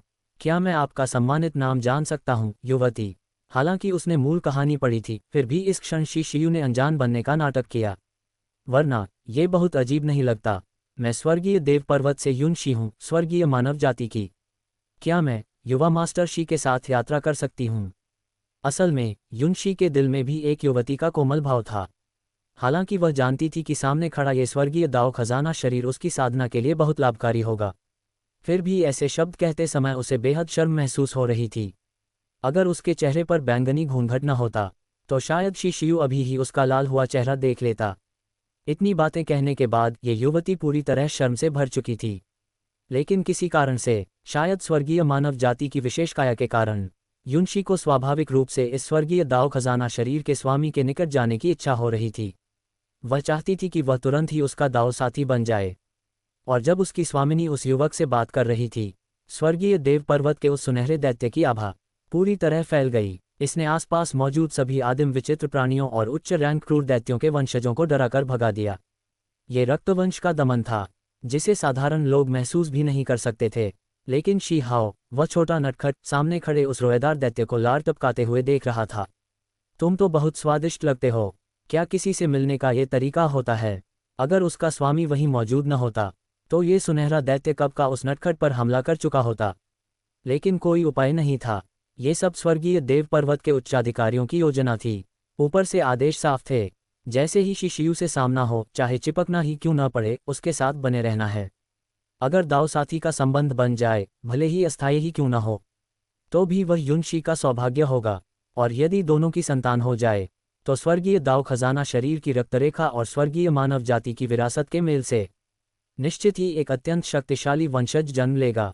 ये सब सुनने में भले ही स्वार्थी लगे, लेकिन अगर दुनिया को स्वर्गीय दाव खजाना शरीर का असली महत्व पता चल जाए तो शायद हर परिवार अपनी सबसे सुंदर बेटियों को आगे भेजने के लिए टूट पड़े। बेशक बायदुआन पर्वत में जो कुछ भी हुआ वह ऊपरी लोक के कुछ लोगों की नज़रों से नहीं बचा। उदाहरण के लिए पहले समझौते में शामिल महान सम्राट अनलान। धत्तेरे, पाप प्रदेश की ये औरतें इतनी जल्दी कैसे आगे निकल गईं? जिन संत कन्याओं को मैंने तैयार करने को कहा था वे कहाँ हैं? अपने सामने घुटनों के बल गिरे सेवकों को देखकर सम्राट अनलान क्रोधित हो उठा। पहले निचले लोक के शीर्ष व्यक्तियों में से एक अग्नि सम्राट अपनी छोटी राजकुमारी का विवाह स्वर्गीय दाव खजाना शरीर से करना चाहता था, और अब स्वर्गीय देव पर्वत की यह स्वर्गीय मानव जाति भी कूद पड़ी थी। उसने ये भी सुना कि आकाशीय लोमड़ी कुल का उत्तराधिकारी एक अवतार के साथ निचले लोक में उतर चुका है। तो पहले तय किए गए नियमों का क्या हुआ? क्या वे सब मुझे, एक महान सम्राट को, ये समझकर दबा रहे हैं कि मेरे पास कोई नहीं? महान सम्राट को रिपोर्ट है, हमने कुछ संत कन्याएं ढूंढी थीं, लेकिन उनमें से कोई भी नीचे जाने को तैयार नहीं हुई। असल में यह नहीं था कि वे अपने पूर्वज के लिए योगदान नहीं देना चाहती थीं। मुख्य कारण ये था कि ऊपरी लोक से निचले लोक में जाने के लिए अपनी साधना को काटना पड़ता था। कोई भी स्वर्गीय देव अपनी वर्तमान हैसियत गिराना नहीं चाहता था। हुंफ, क्या तुम सब इतने संकीर्ण सोच वाले हो? कृपया हमें दंड दें, महान सम्राट। मैं अभी जाकर उन उम्मीदवारों से कहूंगा कि चाहे वे चाहें या नहीं, उन्हें जाना ही होगा। जरूरत नहीं, मैं स्वयं उम्मीदवार चुनूंगा। जैसे ही वे सफल होंगे मैं खुद उन्हें ऊपरी लोक वापस ले आऊंगा। ये सम्राट अनलान का वचन था, और यह अपने आप में एक महान सौभाग्य था। जो भी अपने परिवार के लिए स्वर्गीय दाव खजाना शरीर प्राप्त करने में मदद करेगा, उस जोड़े को महान सम्राट की व्यक्तिगत देखरेख मिलेगी। यह कोई साधारण इनाम नहीं था। ये जानना जरूरी है कि कुछ प्राचीन विरासतों को छोड़कर निचले लोक से ऊपरी लोक जाने का मार्ग लगभग पूरी तरह बंद हो चुका था। यहाँ तक कि शीहाओ को भी तब पक्षी गुरु और जिंगबी गुरु की सहायता लेनी पड़ी थी, और बड़ी मेहनत के बाद उसे एक टूटा हुआ टेलीपोर्टेशन एरे मिला था। अपने पूर्वज की बात सुनकर अनलान के नेतृत्व वाला पूरा गुट उत्साह से उबल पड़ा। परिवार की वे सुंदर परियां और संत कन्याएं नाम लिखवाने के लिए होड़ करने लगीं, चाहे वे साधारण नश्वर हों या ऊपरी लोक की संत कन्याएं। सब ही कितनी यथार्थवादी थीं। उधर जब युनशी और शीशियू बात कर रहे थे तो बायदुआन पर्वत की ओर जाने वाला मार्ग अचानक तेज रोशनी से फूट पड़ा। खुल गया, खुल गया। बायदुआन पर्वत खुल गया। ये तो उम्मीद से भी पहले खुल गया। पता नहीं अंदर कितने नए खजाने होंगे। आगे बढ़ो, आगे बढ़ो। आज ही सुप्रीम शक्ति बनने का मौका है। किसने सबसे पहले छलांग लगाई ये किसी को पता नहीं चला, लेकिन ऐसा लगा जैसे हजारों की सेना की तरह शुद्ध रक्त क्रूर दैत्य उस टेलीपोर्टेशन द्वार की ओर दौड़ पड़े हों। उनके बीच कई मानव जाति के शिष्य भी मिले हुए थे। लगता था सबका लक्ष्य एक ही था, जो पहले घुसेगा उसके पास खजाने पाने का मौका ज्यादा होगा। आऊं, शायद समय कम होने का एहसास करते हुए सुनहरे दैत्य ने युनशी को जल्दी करने का संकेत दिया, और युनशी के मन में अब भी शीशियू से कहने के लिए हजारों बातें थीं। तो सब ने देखा, उसने धीरे से कुछ कहा और सीधे अपनी एक बालियां उतारकर उस युवक की हथेली पर रख दी। यह क्या हो रहा है? मूल कहानी के अनुसार क्या यहाँ काटने वाला दृश्य नहीं होना चाहिए था? वरना इसे कान काटना क्यों कहा जाता? बड़े भाई शीशियू, ये हमारी स्वर्गीय मानव जाति का प्रेम चिन्ह है, आध्यात्मिक प्रकाश पेंडेंट। हे भगवान, क्या स्वर्गीय देव पर्वत की युवतियां इतनी साहसी होती हैं? अपने हाथ में पड़ी उस नाजुक बाली को देखकर एक व्यक्ति पूरी तरह स्तब्ध रह गया। जब तक वह होश में आता, युनशी सुनहरे दैत्य के साथ बायदुआन पर्वत के भीतर प्रवेश कर चुकी थी।